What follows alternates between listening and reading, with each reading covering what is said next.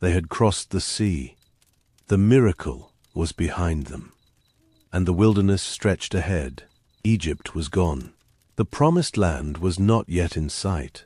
And between the praise of that first morning and the rest of that distant inheritance stretched 40 years of road that would ask everything of them. Let the world grow quiet around you. Let your shoulders ease. Let whatever you carried through this day rest beside you now. This is the Shepherd's Bible. Tonight, we walk with Israel through the wilderness, a people led by cloud and fire, fed by bread from heaven, and held by a God who would not let them go. We begin where the waters have only just fallen still. The sea lay quiet behind them. The great deliverance was done. The waters that had stood in walls on either side, the waters through which Israel had walked on dry ground, while the armies of Egypt pressed in behind them, had returned to their place. The chariots of Pharaoh, the horsemen, the captains, the soldiers who had pursued Israel to the very edge of the deep, all of them were gone. The Lord had saved Israel that day out of the hand of the Egyptians, and the people saw the Egyptians dead upon the seashore. Israel saw the great work which the Lord did to the Egyptians, and the people feared the Lord, and they believed in the Lord and in his servant Moses. It was a moment of astonishment so large that no human voice could contain it without song. Then Moses and the children of Israel sang to the Lord.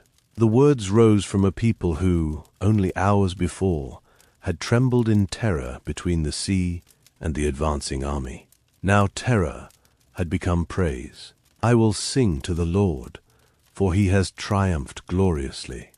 He has thrown the horse and his rider into the sea.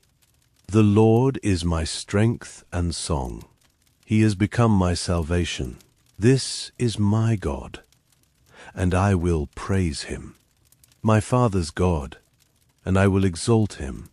The song continued, strong and reverent. The Lord is a man of war. The Lord is his name. He has cast Pharaoh's chariots and his army into the sea. His chosen captains are sunk in the Red Sea. The deeps cover them. They went down into the depths like a stone. Your right hand, Lord, is glorious in power. Your right hand, Lord, dashes the enemy in pieces. You blew with your wind. The sea covered them. They sank like lead in the mighty waters. Who is like you, Lord, amongst the gods? Who is like you, glorious in holiness, fearful in praises, doing wonders? The song swept forward beyond the moment, reaching towards the future that the Lord would bring to pass. You, in your loving kindness, have led the people that you have redeemed. You have guided them in your strength to your holy habitation. The peoples have heard. They tremble. Terror and dread falls on them. By the greatness of your arm, they are as still as a stone, until your people pass over, Lord, until the people you have purchased pass over. You will bring them in and plant them in the mountain of your inheritance, the place, Lord, which you have made for yourself to dwell in, the sanctuary, Lord, which your hands have established. The Lord will reign forever and ever. Miriam, the prophetess, the sister of Aaron, took a tambourine in her hand, and all the women went out after her with tambourines and with dances. Miriam answered them, "Sing to the Lord, for he has triumphed gloriously. He has thrown the horse and his rider into the sea." There is something deeply moving in this scene.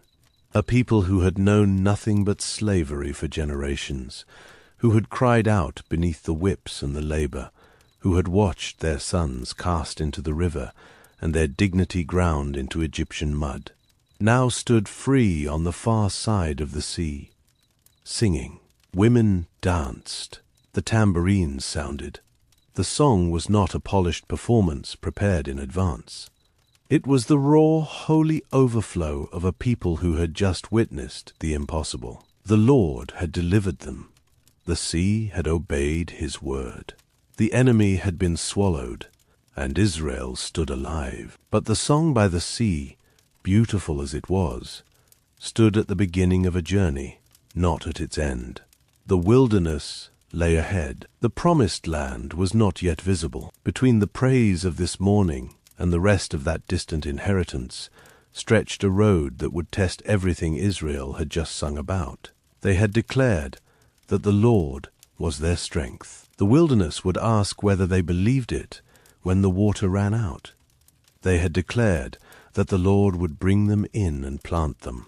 The wilderness would ask whether they trusted him when the road grew long and the provision seemed uncertain. The distance between a song of faith and a life of faith is the distance the wilderness teaches. Moses led Israel onward from the Red Sea, and they went out into the wilderness of Shur. They went 3 days in the wilderness and found no water.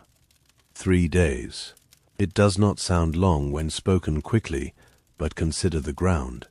The wilderness of Shur was not a garden path. It was dry, open, sun-beaten land, where the horizon shimmered with heat and the dust clung to every garment, every face, every breath drawn beneath the wide and merciless sky.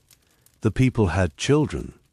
They had livestock. They had elderly among them, and infants carried against their mothers' chests. They had no established wells, no marked roads, no supply lines running back to the cities they had left behind. Everything they had was what they carried and what God provided, and for 3 days there was no water. The song of the sea must have grown quieter in their memories with every hour that passed. The joy that had filled them on the far shore gave way, step by step, to the dry silence of a land that offered nothing on its own. The sun rose each morning over the same empty ground. The children grew thirsty, the livestock grew restless, and the people, so recently delivered by the mightiest act of God in their memory, began to feel the first edges of a question they would carry for 40 years. Where is the provision now? When they came to Marah, they found water at last, but they could not drink it. The waters of Marah were bitter. The name itself means bitter. Imagine the relief of seeing water after 3 days of thirst, only to taste it and find it undrinkable. Imagine the disappointment spreading through the camp, the sound of children crying, the murmuring rising among the people like dust in wind. The people murmured against Moses, saying, "What shall we drink?" It was the first complaint in the wilderness, and it would not be the last. The pattern that would mark the next 40 years showed itself here in its earliest shape. Need arose. Fear followed. The people turned not first to the Lord in trust, but to Moses in accusation. What shall we drink? The question itself was reasonable. The tone was not. Moses cried to the Lord. That is the steady response that would carry Moses through decades of wilderness leadership. When the people pressed him, he pressed toward God. The Lord showed him a tree. Moses threw the tree into the waters, and the waters were made sweet. There, at Marah, the Lord made a statute and an ordinance for them, and there he tested them. He said, "If you will diligently listen to the Lord your God's voice, and will do that which is right in his eyes, and will pay attention to his commandments, and keep all his statutes, I will put none of the diseases on you, which I have put on the Egyptians, for I am the Lord who heals you." The healing was not only physical. The bitter water made sweet was a sign of something the people would need to learn again and again. The Lord who brought them out is also the Lord who sustains them in the place between. He does not deliver his people from Egypt only to abandon them in the desert. He leads them through the desert, and in the desert he provides. From Marah they came to Elim, where there were 12 springs of water and 70 palm trees. They encamped there by the water. After the bitterness, rest. After the testing, refreshment. The 12 springs and 70 palms feel almost too generous, as though the Lord were quietly reminding his people that abundance has not ceased simply because the landscape has changed. Elim was not the promised land, but it was a place of grace along the road. The shade of the palm trees fell across the camp in the afternoon heat. The springs ran cool and clear, enough for every family, every flock, every child who had cried with thirst only days before. The people could wash, they could rest. They could fill their water skins and sit beneath green branches and remember, if only for a time, that the hand of God had not grown short. The wilderness was hard, but it was not without its mercies, and Elim was one of them. A gentle pause in a story that would ask much of those who walked it. But the journey continued. The rest at Elim could not last forever. The palm trees and the springs were a gift for the road, not a destination. They took their journey from Elim, and all the congregation of the children of Israel came to the wilderness of Sin, which is between Elim and Sinai. On the 15th day of the 2nd month, after their departing out of the land of Egypt, 1 month out of Egypt, and already the memory of bondage had begun to soften in the people's minds, while the hardship of freedom sharpened. The generous shade of Elim fell behind them, and the dry, open ground of the wilderness of Sin stretched ahead, offering nothing but dust and sky, and the quiet question of whether God would provide again. The whole congregation of the children of Israel murmured against Moses and against Aaron in the wilderness. The children of Israel said to them, "We wish that we had died by the Lord's hand in the land of Egypt, when we sat by the meat pots, when we ate our fill of bread. For you have brought us out into this wilderness to kill this whole assembly with hunger." It is a striking complaint. They remembered Egypt not as the house of bondage, but as the house of bread. They remembered meat pots and full stomachs. They forgot the whips, the forced labor, the cries of their firstborn, the years of groaning. Hunger in the present has a way of rewriting the past. The wilderness does not flatter human memory. It strips it bare, and what rises to the surface is often not the noblest part of the heart. But the Lord did not answer the complaint with wrath alone. He answered it with bread. The Lord said to Moses, "Behold, I will rain bread from the sky for you, and the people shall go out and gather a day's portion every day, that I may test them, whether they will walk in my law or not." Bread from the sky. The provision was miraculous, but it was also disciplined. A day's portion every day. Not a week's supply, not a month's reserve. Enough for today. The people would learn to depend on God, not in large, comfortable stockpiles, but in daily trust. Each morning would require fresh gathering. Each morning would ask the same quiet question: do you believe that what the Lord gave yesterday, he will give again today? Moses and Aaron spoke to all the children of Israel. At evening you shall know that the Lord has brought you out from the land of Egypt. In the morning you shall see the Lord's glory, because he hears your murmurings against the Lord. Who are we, that you murmur against us? Your murmurings are not against us, but against the Lord. As Aaron spoke to the whole congregation, they looked towards the wilderness, and behold, the Lord's glory appeared in the cloud. The Lord spoke to Moses, "I have heard the murmurings of the children of Israel. Speak to them, saying, at evening you shall eat meat, and in the morning you shall be filled with bread. Then you will know that I am the Lord your God." In the evening quail came up and covered the camp. In the morning the dew lay around the camp. When the dew that lay had gone, behold, on the surface of the wilderness was a small round thing, small as the frost on the ground. When the children of Israel saw it, they said to one another, "What is it?" For they did not know what it was. Moses said to them, "It is the bread which the Lord has given you to eat." What is it? In Hebrew, the question sounds like the word that became the name, manna. What is it? The bread of heaven bore the name of human bewilderment. It was like coriander seed, white, and its taste was like wafers with honey. Every morning it appeared. Every morning Israel gathered it, each according to his eating. He who gathered much had nothing over, and he who gathered little had no lack. The provision was perfectly measured, perfectly sufficient, perfectly humbling. No one could hoard it.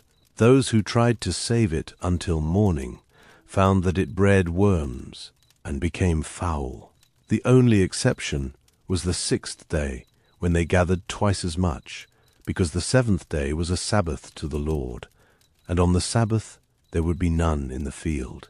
And so a rhythm was established that would mark every week for 40 years. 6 mornings of gathering, 1 morning of rest. The manna appeared with the dew and vanished with the heat of the sun. It could not be stored, controlled, or manufactured. It could only be received.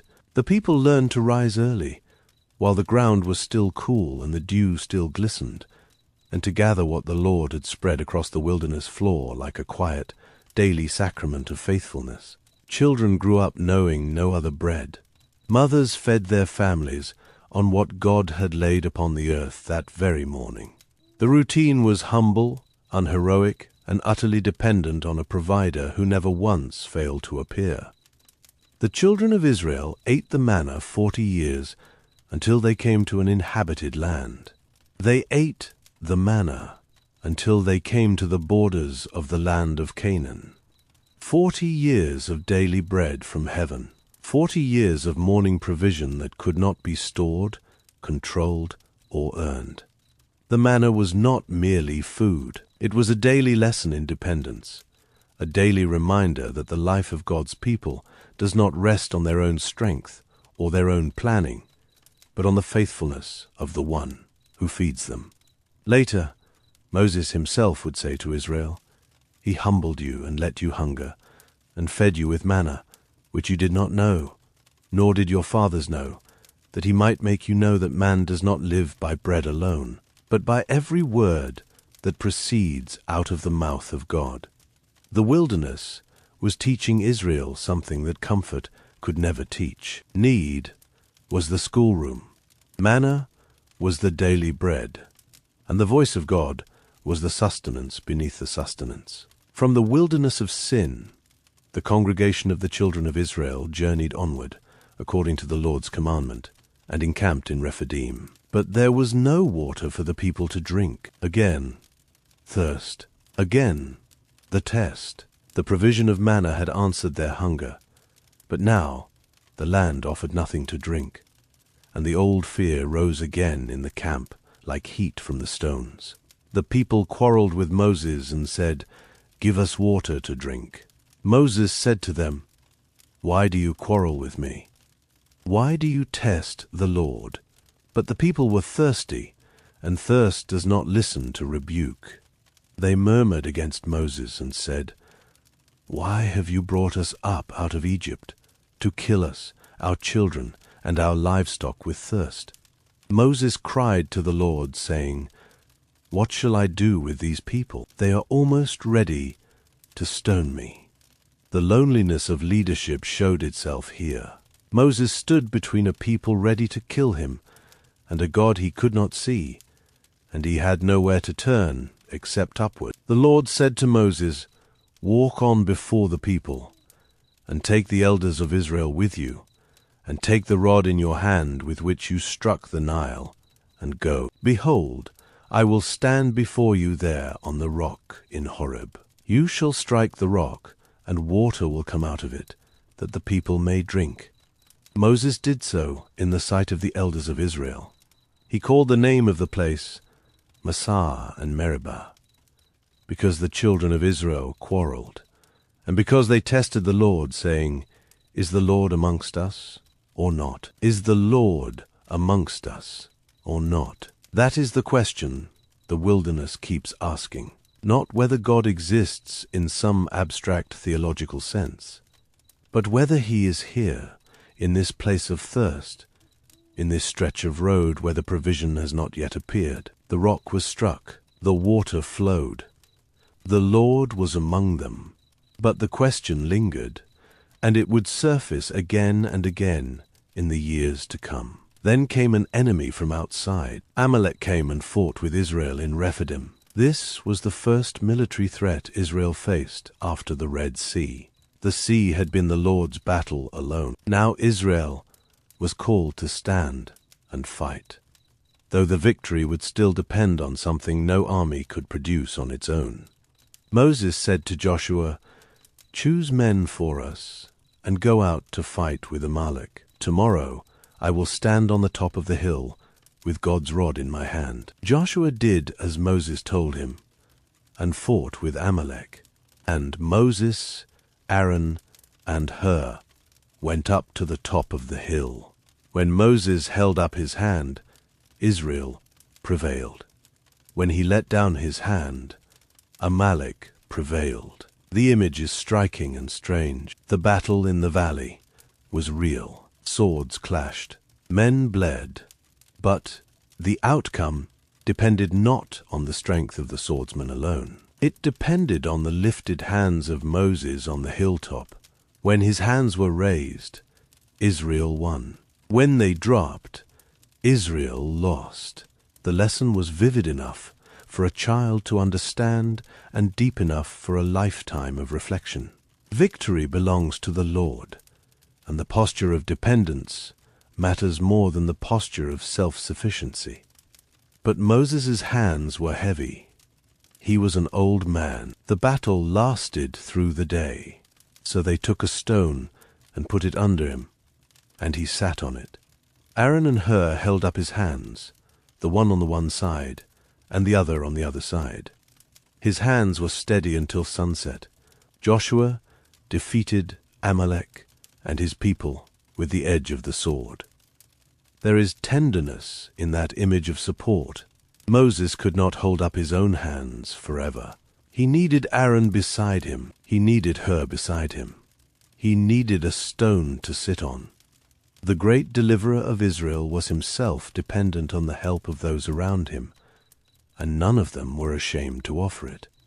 The work of God does not rest on a single pair of hands. It rests on the one who gives strength, and it is carried forward by a community willing to hold one another up when weariness comes. The Lord said to Moses, "Write this for a memorial in a book, and rehearse it in the ears of Joshua, that I will utterly blot out the memory of Amalek from under the sky." Moses built an altar and called its name, "The Lord our Banner."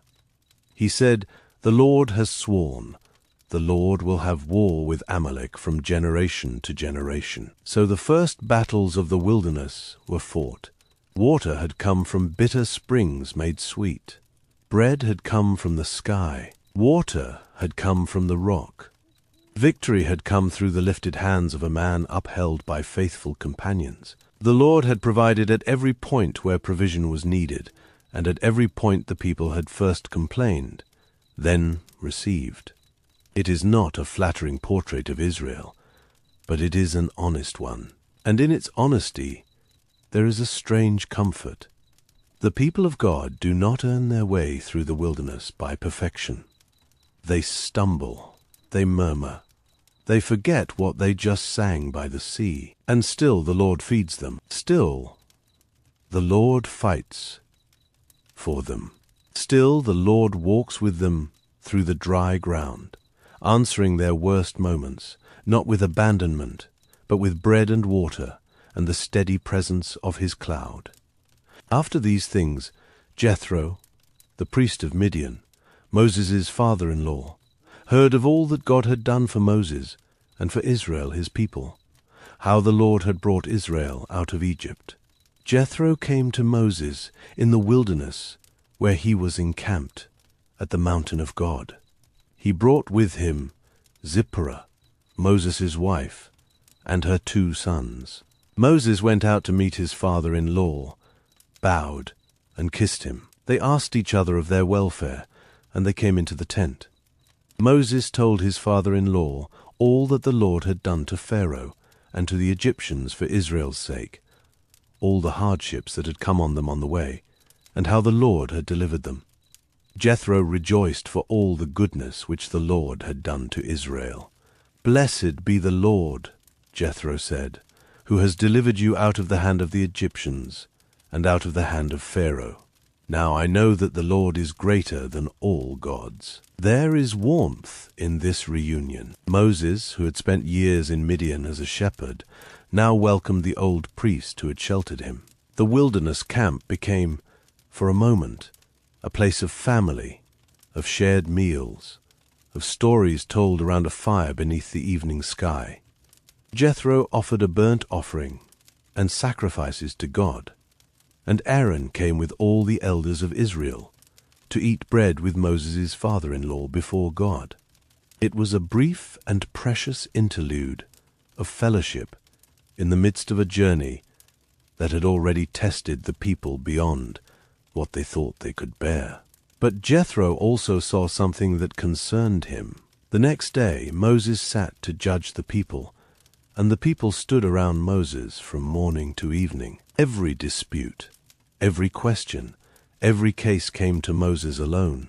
Jethro said to him, "The thing that you do is not good.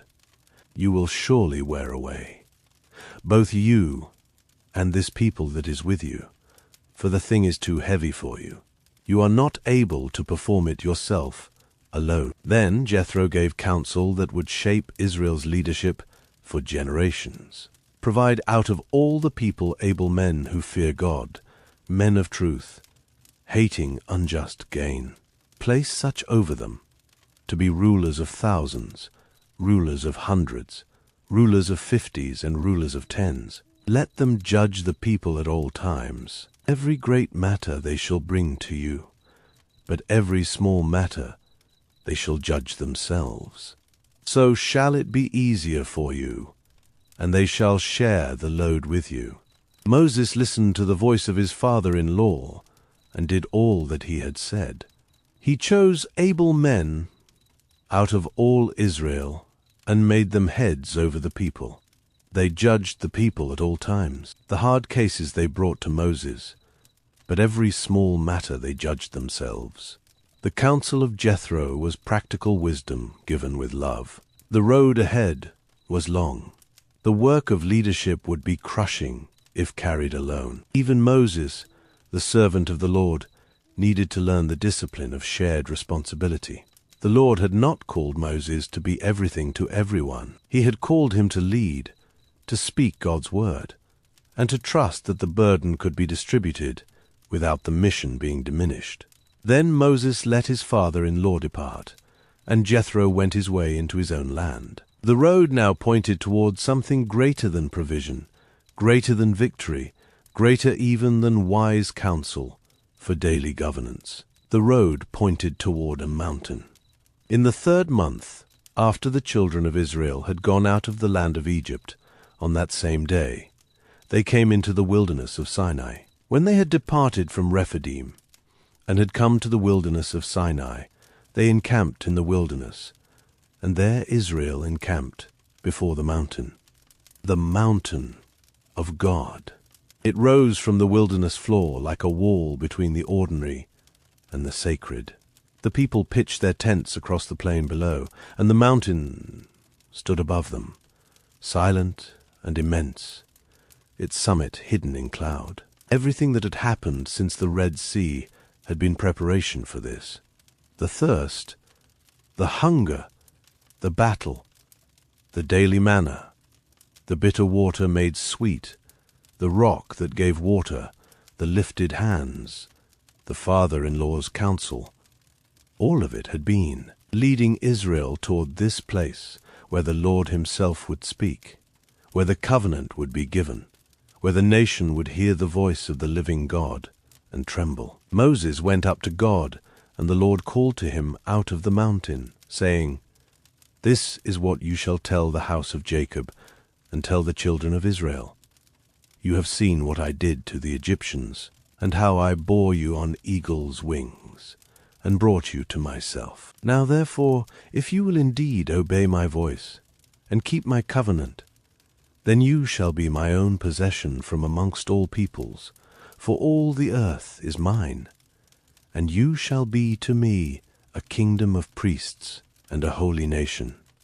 I bore you on eagle's wings and brought you to myself. The language is intimate and majestic at once.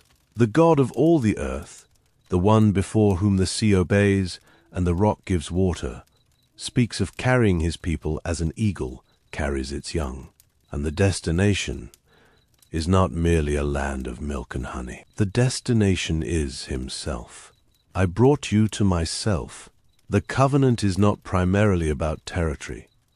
It is about relationship.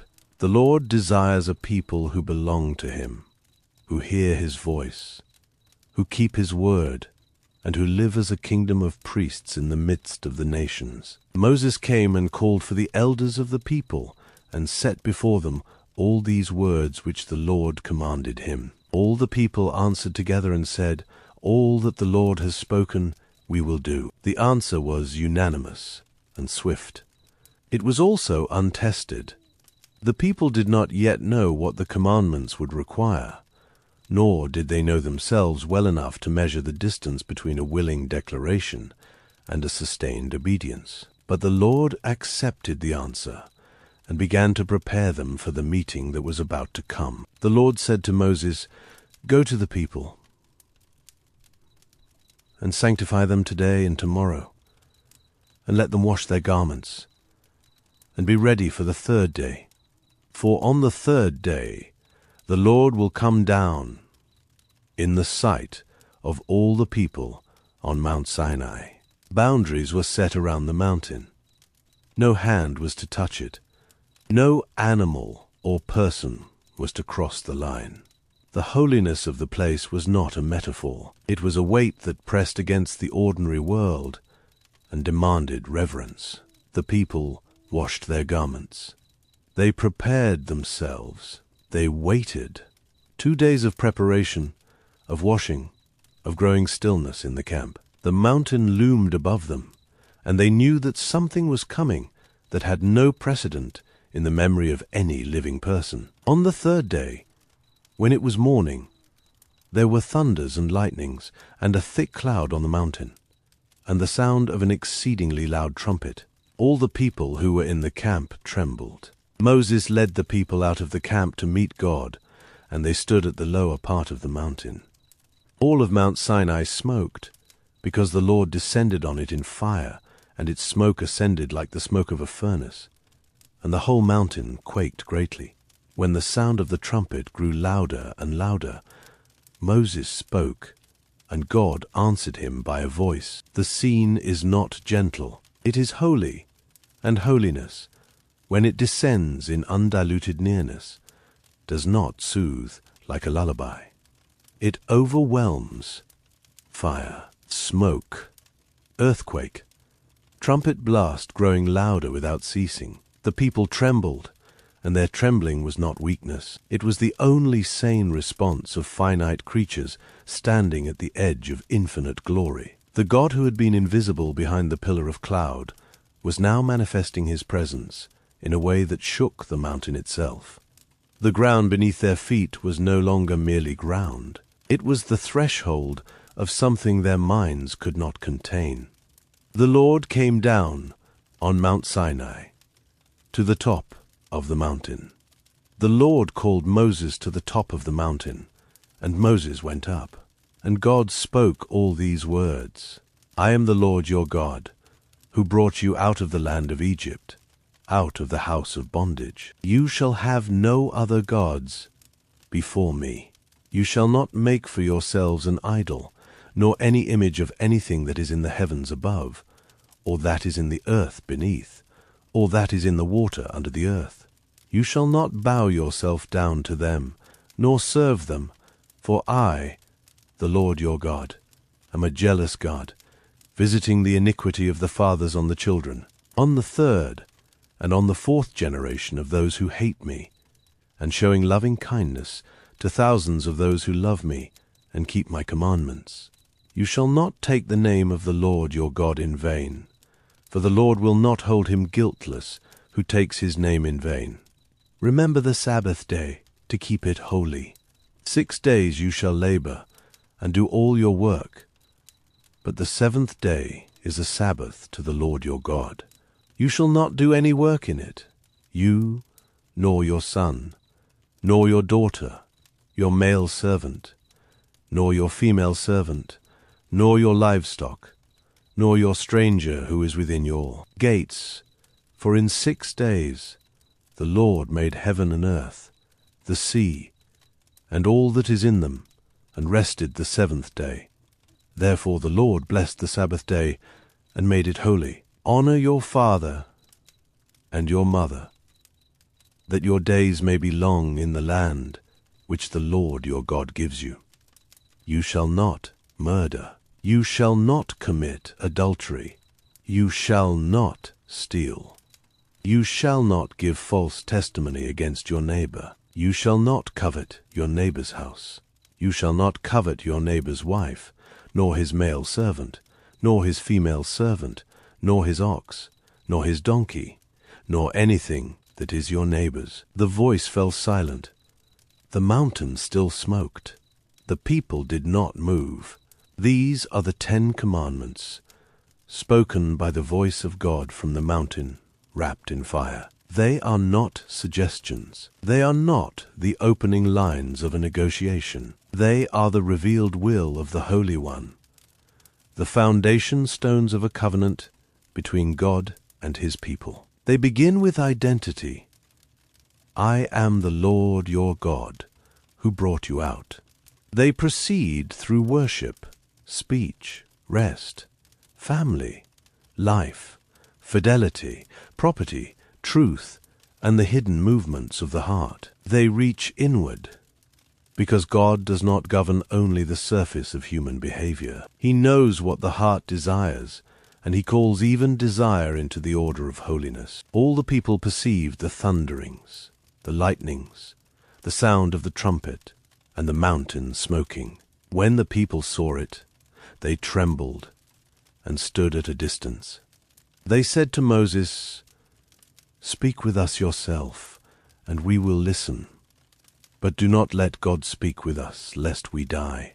The nearness of God had become too much. The people who had said, "All that the Lord has spoken, we will do," now asked that the Lord not speak to them directly. They wanted Moses to stand between, to receive the words and pass them on, to be the mediator who would spare them the unbearable weight of the divine presence speaking without filter.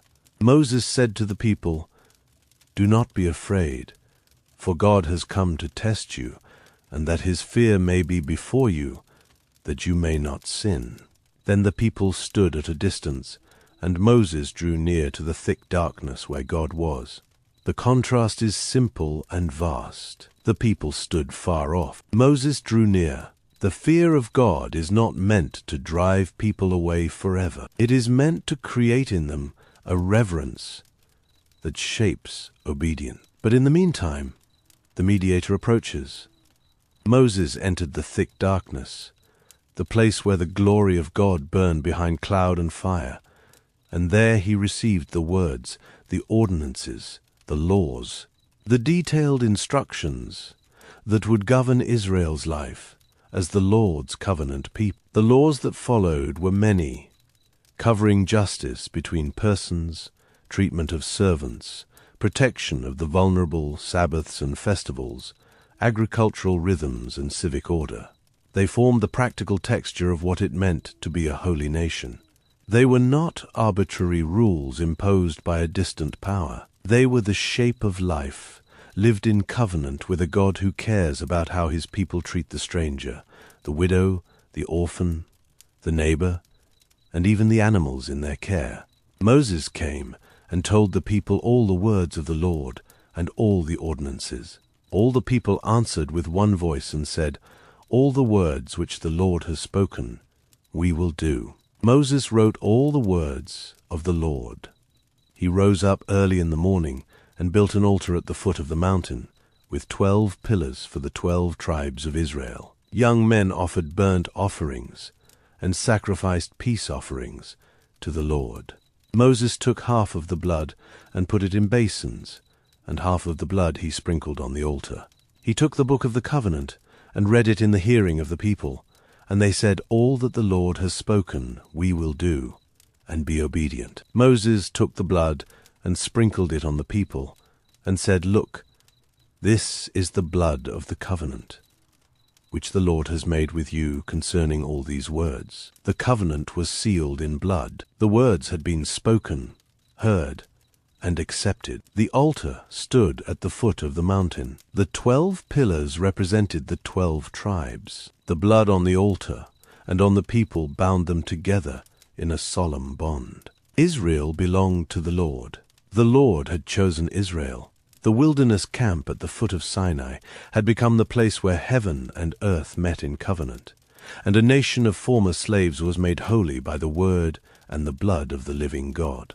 Then Moses, Aaron, Nadab, Abihu, and 70 of the elders of Israel went up. They saw the God of Israel. Under his feet was something like a paved work of sapphire stone, like the very sky for clearness. He did not lay his hand on the nobles of the children of Israel. They saw God and ate and drank. That sentence is astonishing in its simplicity. They saw God and ate and drank. The covenant meal was shared in the presence of the Holy One. The elders of Israel, frail men standing on a mountain that had shaken with fire and thunder, ate and drank before the Lord, and they did not die. The God who is consuming fire also permits fellowship. The mountain that could not be touched without death now held a table. Holiness and hospitality met on the summit, and the people's representatives sat down in the presence and were sustained. The sapphire pavement beneath the feet of God shone like the sky itself, as though heaven had opened a window and let the elders look through. They ate bread in the company of the Almighty, and when they came back down the mountain, they carried with them the memory of a meal that no earthly table could ever match. The Lord said to Moses, "Come up to me on the mountain and stay here, and I will give you the stone tablets with the law and the commandments, which I have written, that you may teach them." Moses rose up with Joshua his servant, and Moses went up onto God's mountain. He said to the elders, "Wait here for us, until we come again to you. Behold, Aaron and Hur are with you. Whoever is involved in a dispute can go to them." Moses went up on the mountain, and the cloud covered the mountain. The glory of the Lord settled on Mount Sinai, and the cloud covered it 6 days. The 7th day he called to Moses out of the middle of the cloud. The appearance of the glory of the Lord was like devouring fire on the top of the mountain in the eyes of the children of Israel. Moses entered into the middle of the cloud and went up on the mountain. Moses was on the mountain 40 days and 40 nights. 40 days and 40 nights. Moses disappeared into the cloud and into the fire, and the people below could only wait. They could see the devouring fire on the summit. They could not see Moses. They did not know when he would return. The days passed slowly in the camp below. The people went about the daily rhythms of gathering manna, tending livestock, settling disputes. But always the mountain stood above them, burning with the presence of the Lord, and always the absence of Moses pressed against the edges of their patience. And in the waiting, the test that would reveal the deepest weakness of their hearts was already beginning.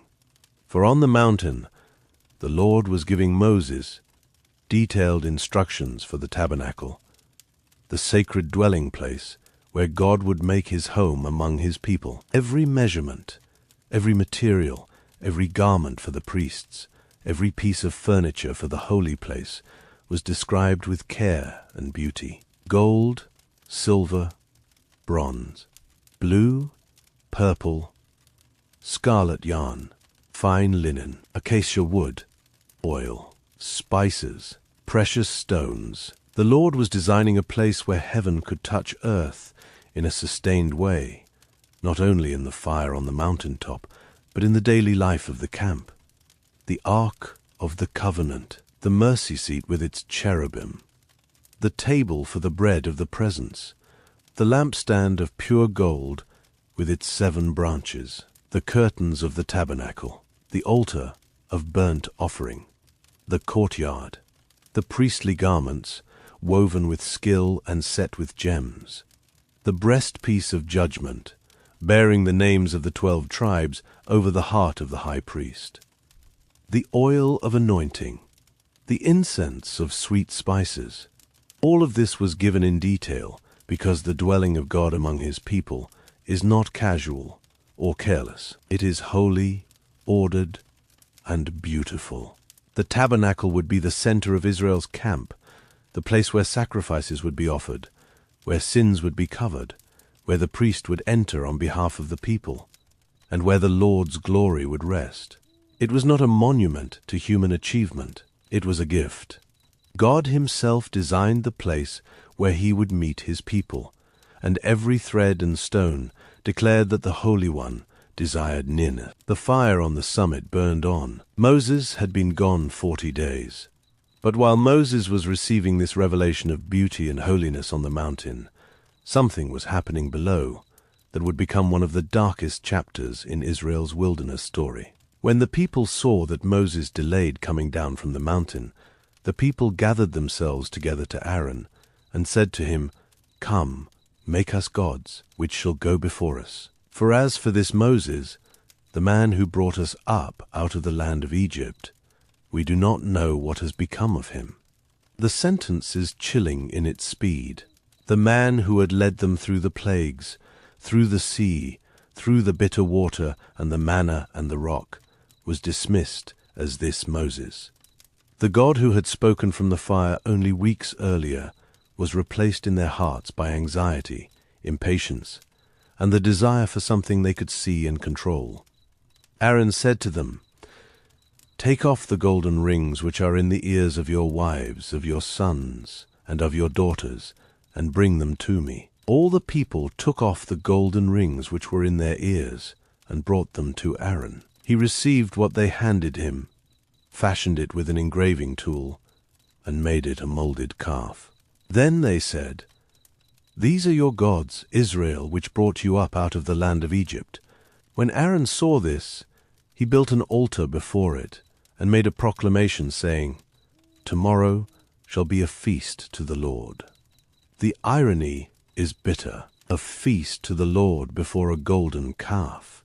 The name of the Lord spoken over an idol. The people rose up early the next day, offered burnt offerings, brought peace offerings, sat down to eat and to drink, and rose up to play. The covenant had been broken almost before the tablets were fully given.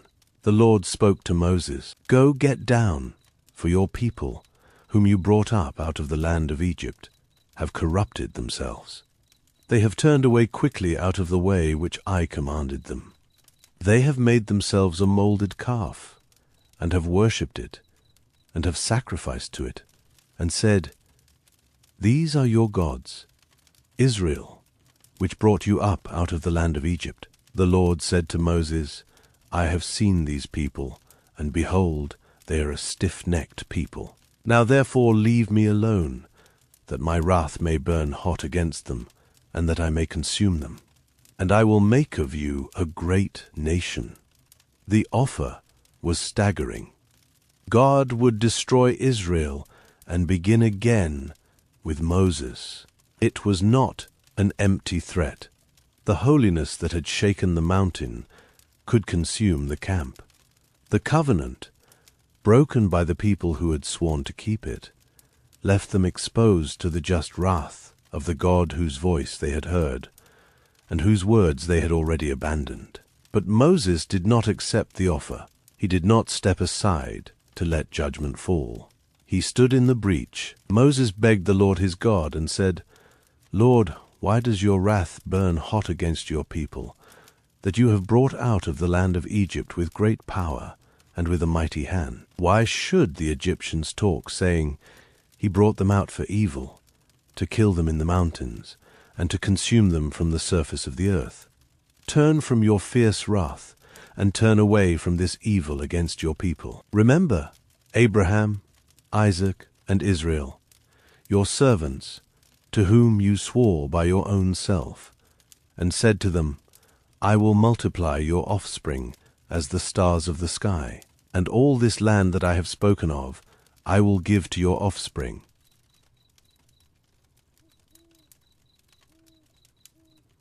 They shall inherit it forever. Moses pleaded not on the basis of Israel's goodness. He pleaded on the basis of God's promise, God's reputation, and God's covenant with the fathers. He reminded the Lord of Abraham. He reminded him of the oath. He reminded him of the purposes that reached back before Sinai, before Egypt, before the people had ever proved themselves worthy or unworthy. The intercession of Moses was not a technique. It was the desperate prayer of a man who loved both God and the people, and who could not bear to see the covenant destroyed. So the Lord turned away from the evil which he said he would do to his people. Moses turned and went down from the mountain, with the 2 tablets of the covenant in his hand, tablets that were written on both their sides. They were written on one side and on the other. The tablets were the work of God, and the writing was the writing of God, engraved on the tablets. When Joshua heard the noise of the people as they shouted, he said to Moses, There is the noise of war in the camp. Moses said, It is not the voice of those who shout for victory. It is not the voice of those who cry for being overcome, but the noise of those who sing that I hear. As soon as he came near to the camp, he saw the calf and the dancing. Then Moses' anger grew hot, and he threw the tablets out of his hands and broke them beneath the mountain. The breaking of the tablets was not carelessness. It was the visible sign of a covenant shattered. The words of God, written by the finger of God, lay in pieces at the foot of the mountain where God had spoken them. The people had not broken the stone. Their sin had broken the bond the stone represented. Moses took the calf which they had made, burned it with fire, ground it to powder, scattered it on the water, and made the children of Israel drink it. Then he turned to Aaron. What did these people do to you, that you have brought a great sin on them? Aaron's answer was evasive and almost absurd. You know the people, that they are set on evil. They said to me, Make us gods. I said to them, Whoever has any gold, let them take it off. So they gave it to me, and I threw it into the fire, and out came this calf. Out came this calf, as though the idol had made itself, as though Aaron bore no responsibility for the act his own hands had shaped. The weakness of Aaron in this moment is painful to read. He who would later stand as high priest before the Lord had stood before the people and given them exactly what they demanded, rather than standing firm in what God had commanded. Moses stood in the gate of the camp and said, Whoever is on the Lord's side, come to me. All the sons of Levi gathered themselves together to him. Judgment fell that day. About 3,000 men fell of the people. Then Moses said to the people, You have sinned a great sin. Now I will go up to the Lord. Perhaps I shall make atonement for your sin. Moses returned to the Lord and said, Oh, this people have sinned a great sin, and have made themselves gods of gold. Yet now, if you will, forgive their sin. And if not, please blot me out of your book which you have written. Blot me out of your book. Moses offered himself. If the people could not be forgiven, he would rather share their fate than be spared while they perished. This is the intercession of a true shepherd. He does not stand above the flock and let them fall. He stands with them, even at the cost of himself. The Lord said to Moses, Whoever has sinned against me, I will blot him out of my book. Now go, lead the people to the place of which I have spoken to you. Behold, my angel shall go before you.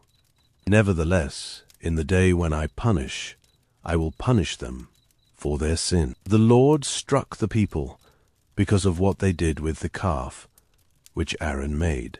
The sin was not erased as though it had never happened. Consequences remained, but the people were not consumed.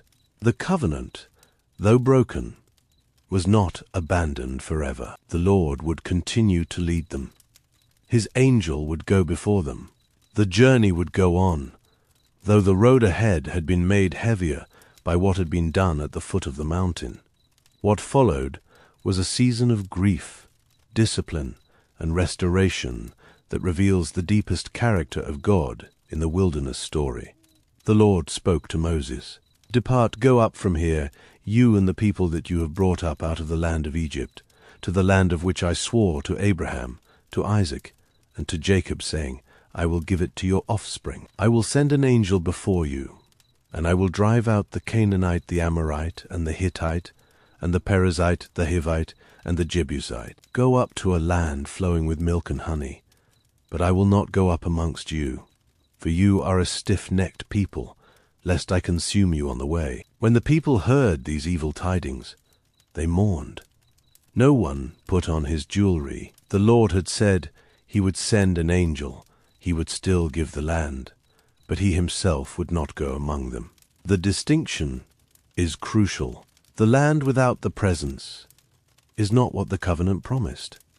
A gift without the giver is not the gift at all. The people understood this, and their mourning was deeper than any they had shown over hunger or thirst. To lose the land would be painful. To lose the Lord from among them would be something far worse. Moses used to take the tent and pitch it outside the camp, far off from the camp, and he called it the tent of meeting. Everyone who sought the Lord went out to the tent of meeting, which was outside the camp. When Moses went out to the tent, all the people rose up, and everyone stood at their tent door and watched Moses until he had gone into the tent. When Moses entered into the tent, the pillar of cloud descended and stood at the door of the tent, and the Lord spoke with Moses. All the people saw the pillar of cloud stand at the door of the tent, and all the people rose up and worshipped, everyone at their tent door. The Lord spoke to Moses face to face, as a man speaks to his friend. As a man speaks to his friend.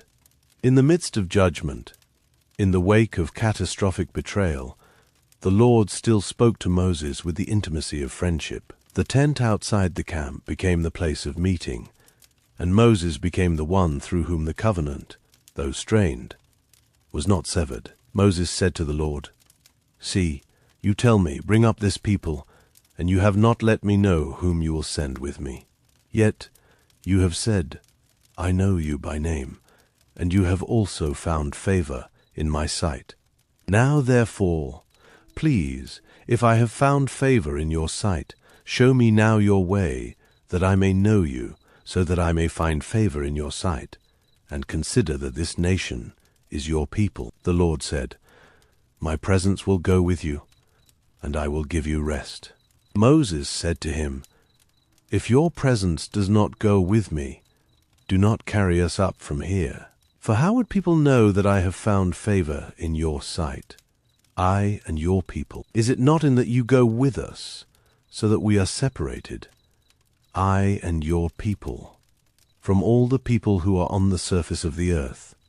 The Lord said to Moses, "I will do this thing also that you have spoken, for you have found favor in my sight, and I know you by name." Then Moses made a request that reached beyond leadership, beyond intercession, beyond anything practical. He said, "Please show me your glory." The Lord said, "I will make all my goodness pass before you, and will proclaim the Lord's name before you. I will be gracious to whom I will be gracious, and will show mercy on whom I will show mercy. You cannot see my face, for man may not see me and live." The Lord said, "Behold, there is a place by me, and you shall stand on the rock. It will happen, while my glory passes by, that I will put you in a cleft of the rock, and will cover you with my hand until I have passed by. Then I will take away my hand, and you will see my back, but my face shall not be seen. So Moses was hidden in the rock, covered by the hand of God, and the glory passed. He saw not the face, but the afterglow. He received not full vision, but real vision, and more than any mortal could have asked. The Lord descended in the cloud, and stood with him there, and proclaimed the name of the Lord. The Lord passed by before him, and proclaimed, the Lord, a merciful and gracious God, slow to anger, and abundant in loving kindness and truth, keeping loving kindness for thousands, forgiving iniquity and disobedience and sin, and who will by no means clear the guilty, visiting the iniquity of the fathers on the children, and on the children's children, on the third and on the fourth generation. Moses hurried and bowed his head toward the earth and worshipped. This is the self-revelation of God at the very moment when Israel's sin had been most grievous. The golden calf was freshly ground to powder. The tablets lay broken. The camp bore the marks of judgment. And yet the name the Lord proclaimed was not destroyer. It was merciful, gracious, slow to anger, abundant in loving kindness and truth, keeping loving kindness for thousands, forgiving iniquity and disobedience and sin. The Lord does not excuse sin. He will by no means clear the guilty.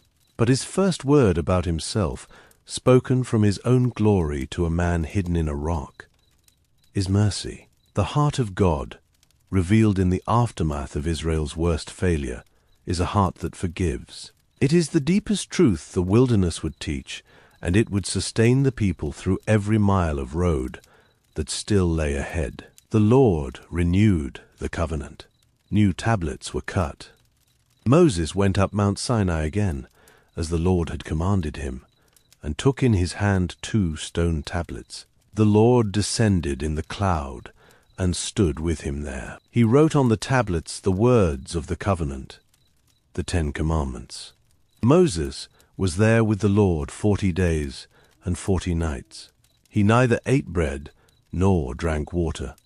When Moses came down from Mount Sinai with the 2 tablets of the covenant in his hand, he did not know that the skin of his face shone by reason of his speaking with him. Aaron and all the children of Israel saw Moses, and behold, the skin of his face shone, and they were afraid to come near him. Moses called to them, and Aaron and all the rulers of the congregation returned to him, and Moses spoke to them.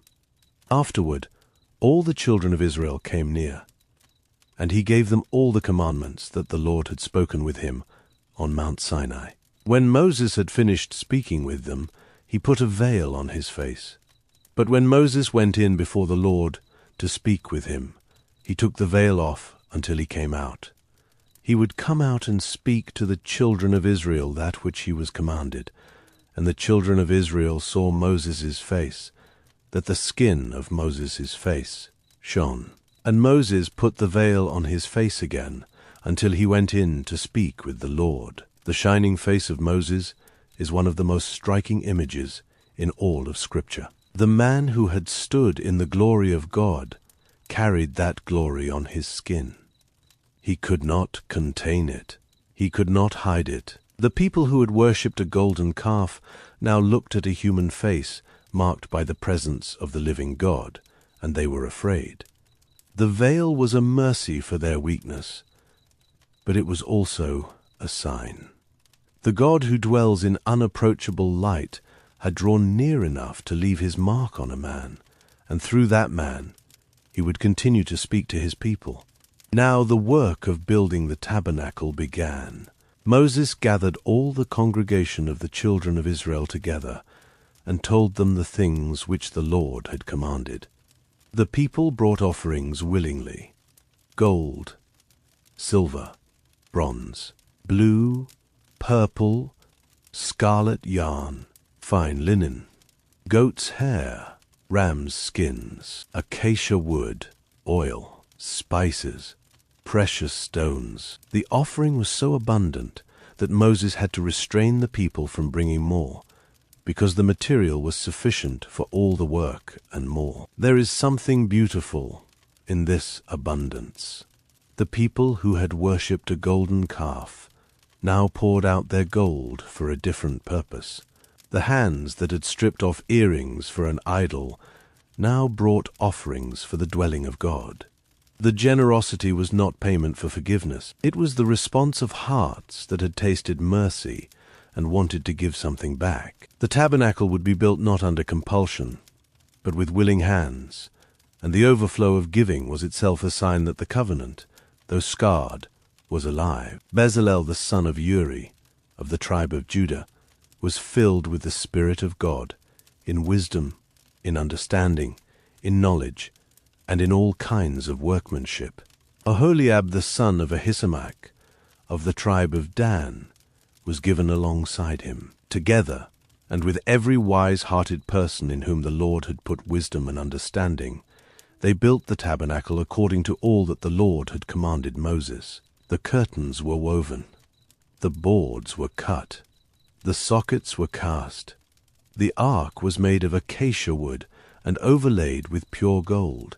The mercy seat was beaten from one piece of gold, with cherubim facing one another, their wings spread above, covering the mercy seat. The table was built. The lampstand was hammered from a talent of pure gold, with its branches, its cups, its buds, and its flowers.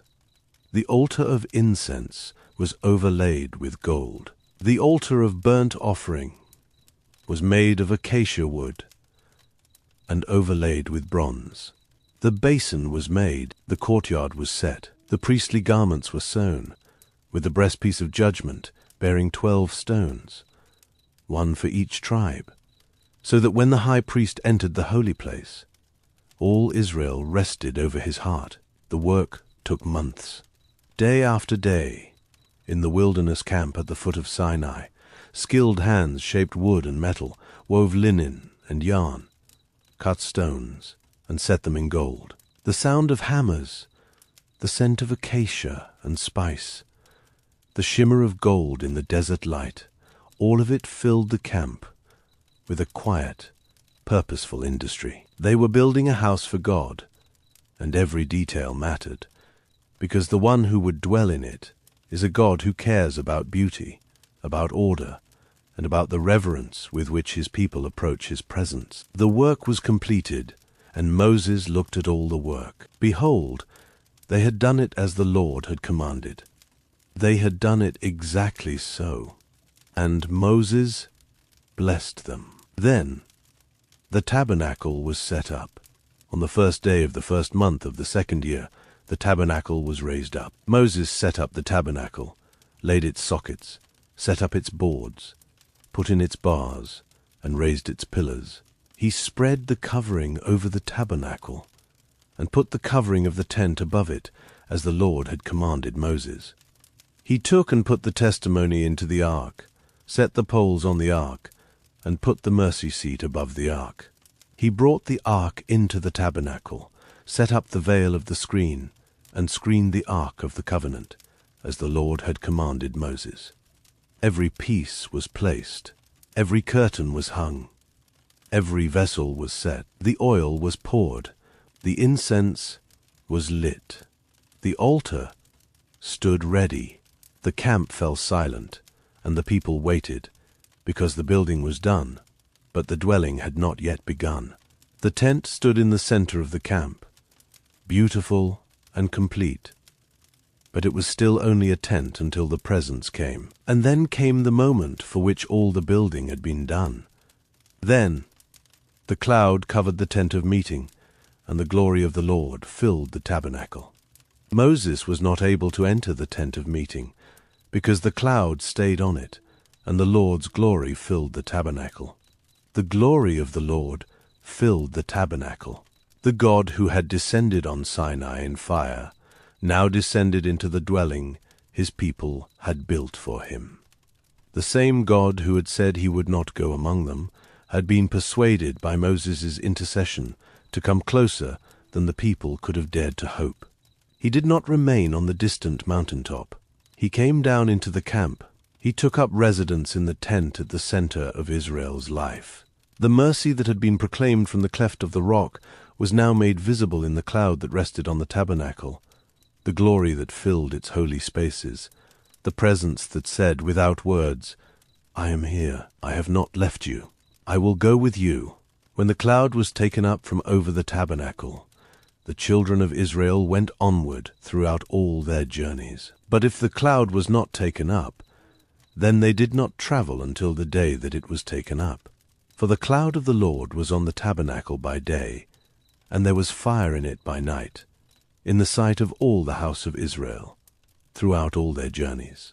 The cloud by day and the fire by night. Israel would travel by this guidance for the rest of the wilderness journey. When the cloud moved, they moved. When the cloud rested, they rested. They could not choose their own pace, their own direction, or their own timing. The Lord was their navigator, their shelter, their daily sign that he had not left them.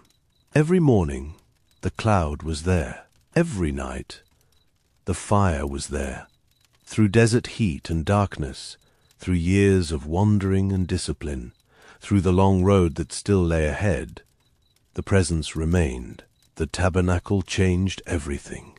Before it was built, the people had met God only in extraordinary moments, at the sea, at the rock, at the burning mountain. Now God dwelt among them continuously. The smoke of sacrifice rose daily. The bread of the presence was set before the Lord each week. The lampstand burned through the night, its steady flame a small mirror of the fire that burned above the tent. The incense ascended each morning and evening, filling the holy place with fragrance. The high priest entered. The covenant, renewed after the golden calf, was given a visible, tangible center in the life of the camp. The daily sacrifices established a rhythm that would pulse through Israel's life for generations. Each morning, a lamb was offered. Each evening, another. The smoke that rose from the altar was not only the burning of an offering. It was a conversation, a reaching upward, a visible sign that the relationship between the holy God and his people required maintenance, attention, and the costly language of blood. Sin did not go unaddressed.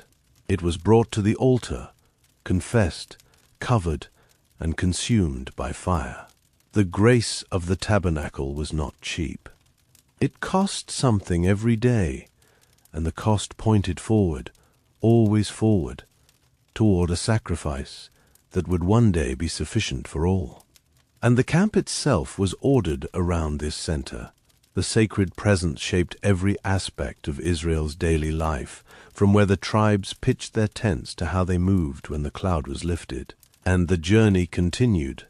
The Lord spoke to Moses in the wilderness of Sinai, in the tent of meeting, in the first day of the 2nd month of the 2nd year after they had come out of the land of Egypt. A census was taken. The tribes were numbered. The camp was arranged in precise order around the tabernacle. Judah on the east, Reuben on the south, Ephraim on the west, Dan on the north. The Levites in the center, surrounding the dwelling of God. The arrangement was not military vanity. It was sacred geography. The Lord was at the center. Everything else radiated outward from his presence. The Levites were set apart for the service of the tabernacle. They carried the holy things when the camp moved. They guarded the sacred space. They served in the place where the glory dwelt. Their inheritance was not land, but the Lord himself. When the cloud was taken up from over the tabernacle of the covenant, the children of Israel set out on their journeys. In the place where the cloud settled down, there the children of Israel encamped. At the commandment of the Lord, the children of Israel journeyed, and at the commandment of the Lord they encamped. As long as the cloud stayed on the tabernacle, they remained encamped. When the cloud stayed on the tabernacle many days, then the children of Israel kept the Lord's command and did not journey. Sometimes the cloud was a few days on the tabernacle.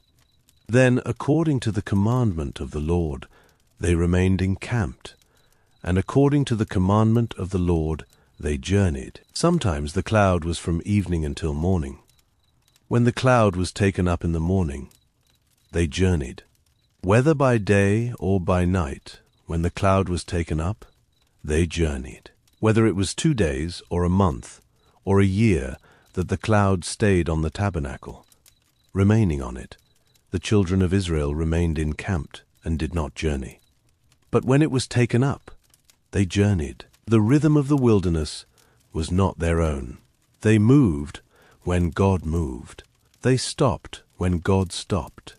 They waited when God waited. The cloud governed their calendar.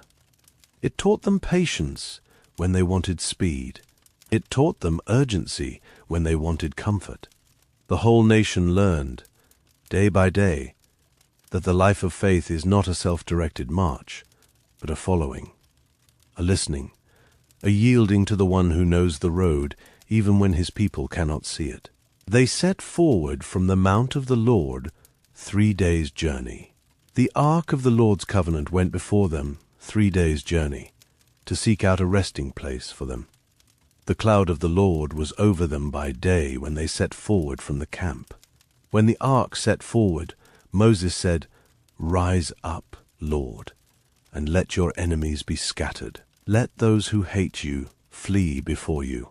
When it rested, he said, "Return, Lord, to the 10,000s of the thousands of Israel."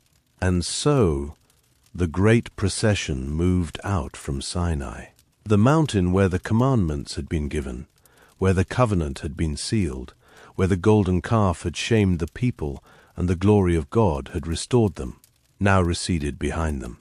The people looked back as they walked, and the mountain grew smaller against the sky until it was only a shape on the horizon. And then it was gone. Ahead lay more wilderness. Ahead lay testing, rebellion, faithfulness, judgment, mercy, and the long road toward the land of promise. The people carried with them the ark, the tabernacle, the commandments on stone, and the memory of a voice that had shaken the mountain. They carried the laws and the promises, the covenant sealed in blood, and the relationship restored after betrayal.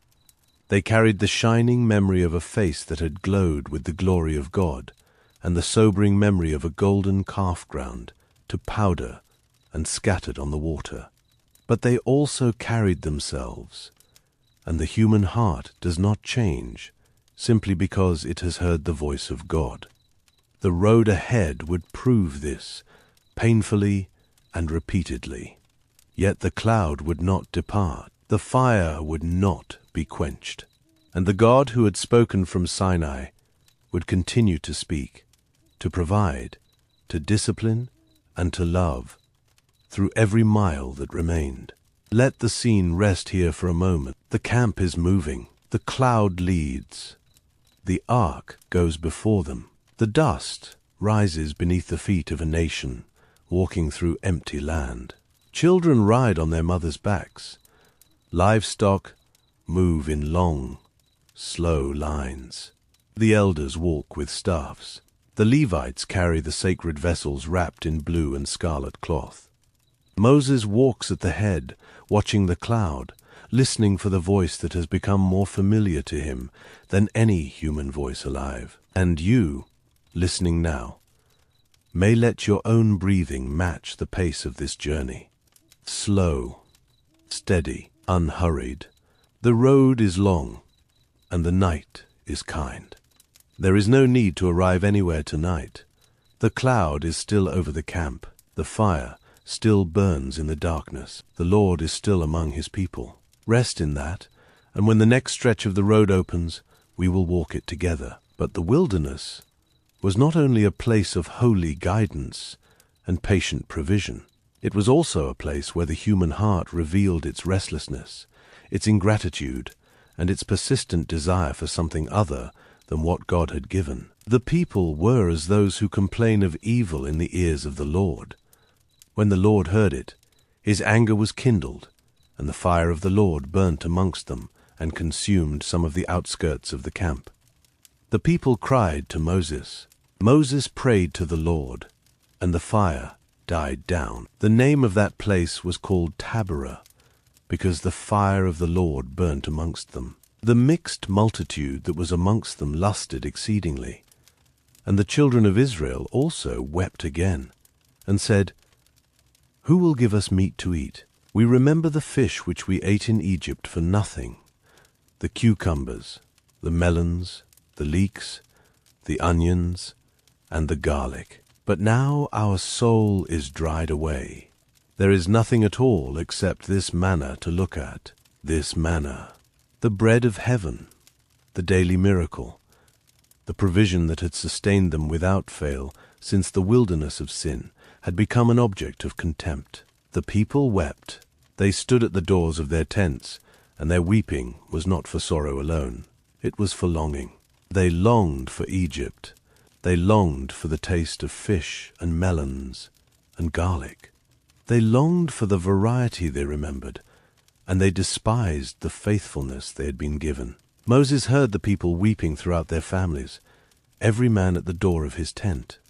The anger of the Lord was kindled greatly. Moses also was displeased. Moses said to the Lord, Why have you dealt so badly with your servant? Why have I not found favor in your sight, that you lay the burden of all this people on me?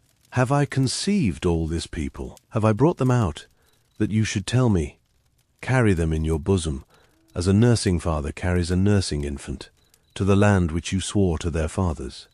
Where could I get meat to give all this people? For they weep to me, saying, Give us meat, that we may eat. I am not able to bear all this people alone, because it is too heavy for me.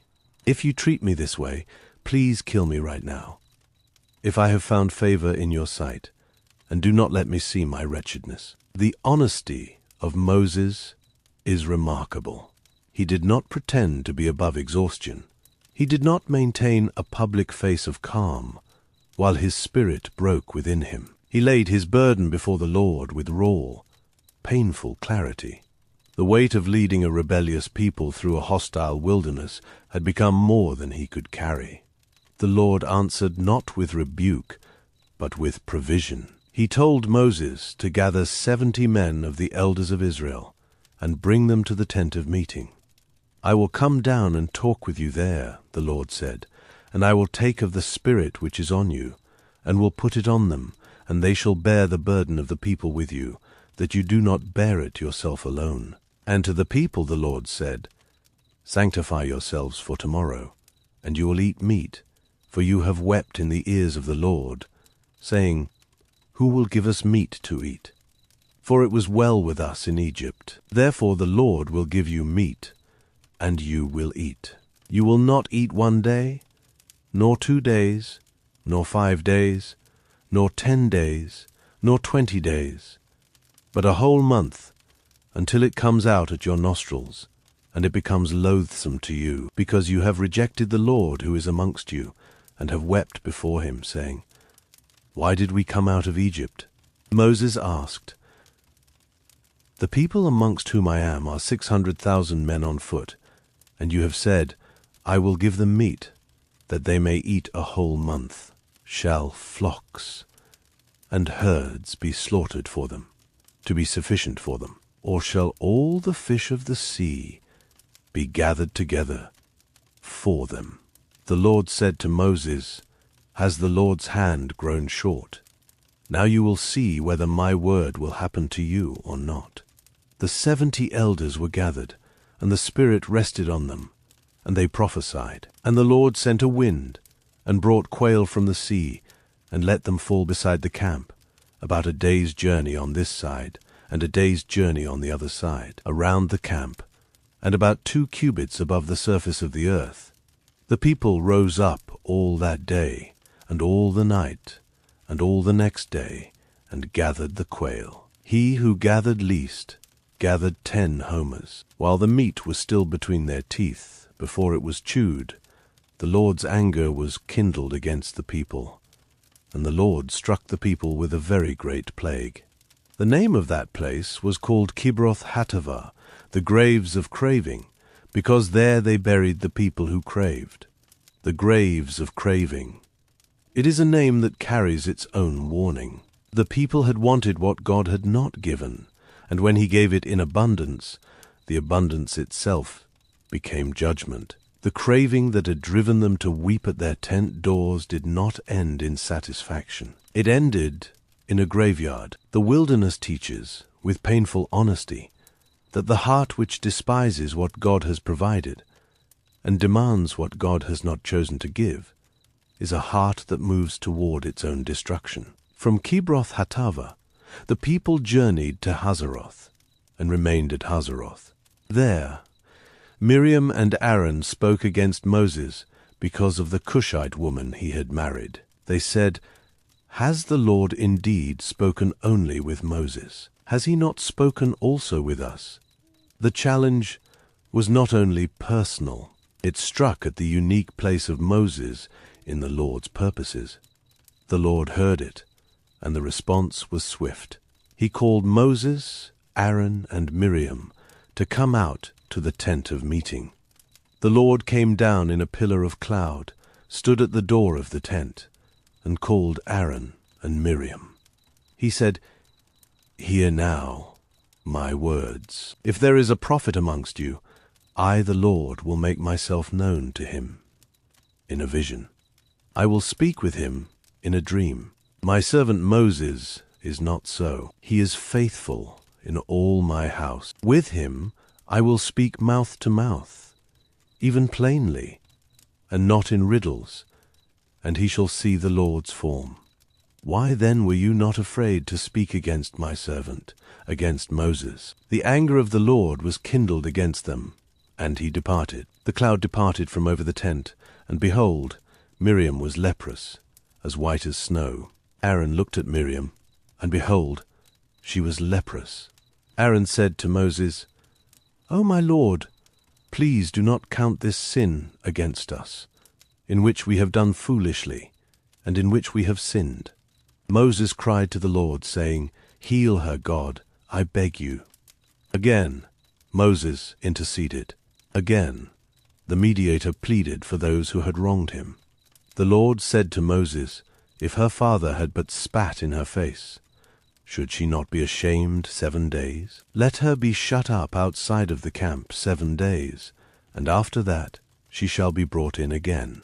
Miriam was shut up outside the camp 7 days, and the people did not travel until Miriam was brought in again. The discipline was real, but it was not permanent destruction. Miriam was restored. The camp waited for her, and the journey continued. From Hazeroth they moved on, and encamped in the wilderness of Paran. And there the Lord spoke to Moses, "Send men to spy out the land of Canaan, which I give to the children of Israel. From each tribe of their fathers you shall send a man, every one a prince amongst them." The land was within reach. After all the testing, all the provision, all the fire and cloud and manna, the moment had come. The promise that had sustained Abraham, Isaac, and Jacob across generations was nearly visible on the horizon. All that remained was for the people to trust the Lord who had brought them this far and step forward into what he had prepared.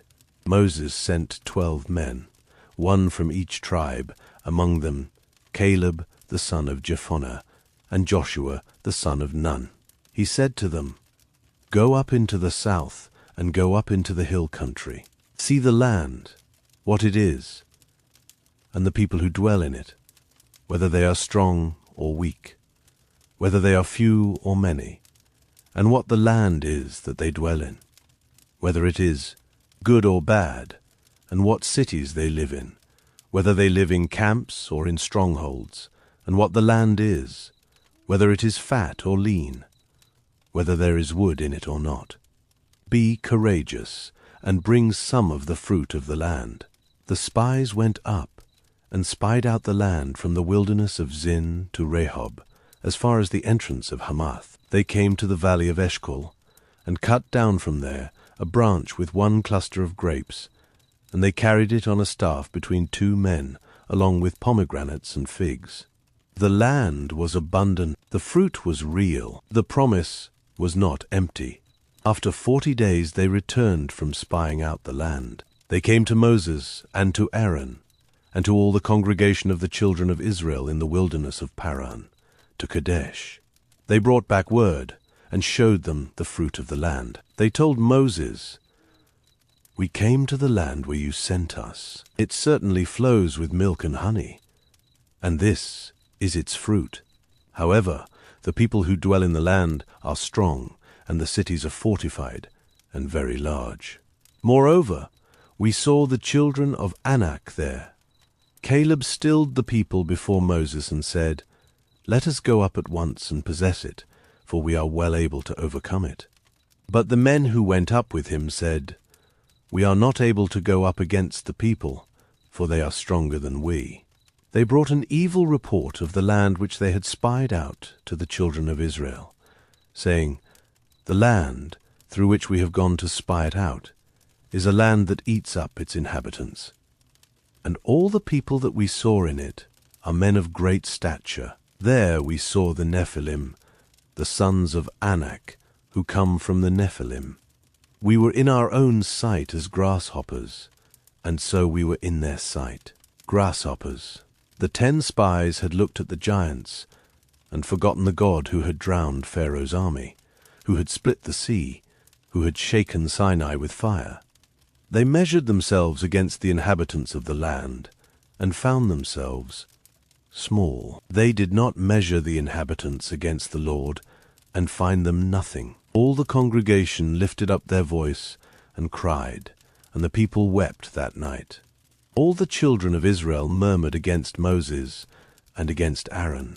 The whole congregation said to them, "We wish that we had died in the land of Egypt, or we wish that we had died in this wilderness. Why does the Lord bring us to this land, to fall by the sword? Our wives and our little ones will be a prey. Would it not be better for us to return to Egypt?" They said to one another, "Let us choose a leader, and let us return to Egypt." It was the ultimate rejection. Not merely a complaint about food or water, not merely a moment of panic. This was a deliberate collective decision to abandon the journey, abandon the covenant, abandon the God who had led them by cloud and fire, and return to slavery. The people who had been delivered from Pharaoh now wished to choose a new leader to take them back. Moses and Aaron fell on their faces before all the assembly of the congregation of the children of Israel. Joshua, the son of Nun, and Caleb, the son of Jephunneh, who were of those who spied out the land, tore their clothes.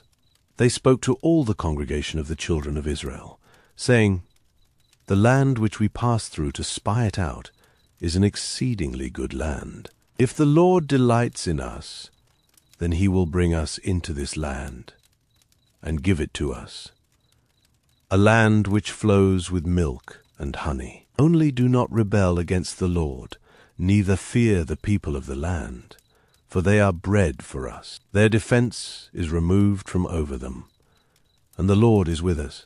Do not fear them." But all the congregation said to stone them.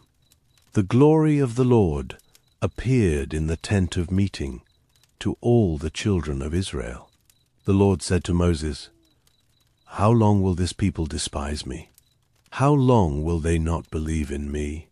For all the signs which I have done amongst them. I will strike them with the pestilence and disinherit them, and will make of you a nation greater and mightier than they." Again, the offer. Again, the chance for Moses to step aside and let judgment consume the people. And again, Moses interceded.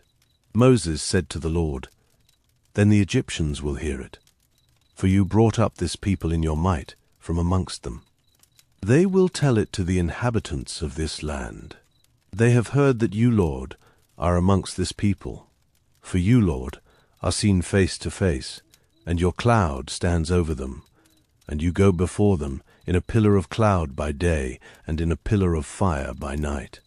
Now if you kill this people as one man, then the nations which have heard the fame of you will speak, saying, because the Lord was not able to bring this people into the land which he swore to them. Therefore he has slain them in the wilderness. Now please let the power of the Lord be great, according as you have spoken, saying, the Lord is slow to anger and abundant in loving kindness, forgiving iniquity and disobedience, and that will by no means clear the guilty, visiting the iniquity of the fathers on the children, on the third and on the fourth generation. Please pardon the iniquity of this people according to the greatness of your loving kindness, and according as you have forgiven this people from Egypt even until now. Moses quoted back to God the very words God had spoken about himself on the mountain. Slow to anger, abundant in loving kindness, forgiving iniquity and disobedience. The intercession of Moses was built not on human worthiness, but on divine character. He asked God to be who God had said he was. The Lord said, I have pardoned according to your word. But truly, as I live, and as all the earth shall be filled with the Lord's glory, because all those men who have seen my glory and my signs, which I did in Egypt and in the wilderness, yet have tested me these 10 times, and have not listened to my voice, surely they shall not see the land which I swore to their fathers, neither shall any of those who despised me see it. But my servant Caleb, because he had another spirit with him, and has followed me fully, him I will bring into the land into which he went. His offspring shall possess it. The sentence was spoken. The generation that had come out of Egypt, the generation that had seen the plagues and the sea and the fire on the mountain, would not enter the land.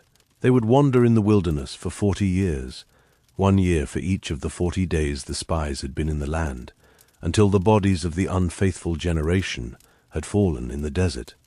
Their children, whom they had said would be a prey, would be the ones to inherit the promise. The weight of that sentence settled over the camp like dust after a storm. 40 years. An entire generation would grow old and die in the wilderness. The land that had been within reach was now beyond their lifetime. The children who played in the dust of the camp would be the ones to cross the Jordan. Their parents would not. The promise was not cancelled, but it was deferred, and the deferral was itself a form of mercy wrapped in grief. The land would be given, but not to the hands that had refused it. The inheritance would come, but only after the generation of refusal had been laid to rest in the wilderness soil. The 10 spies who brought the evil report died by plague before the Lord. Only Joshua and Caleb lived. When Moses told these words to all the children of Israel, the people mourned greatly.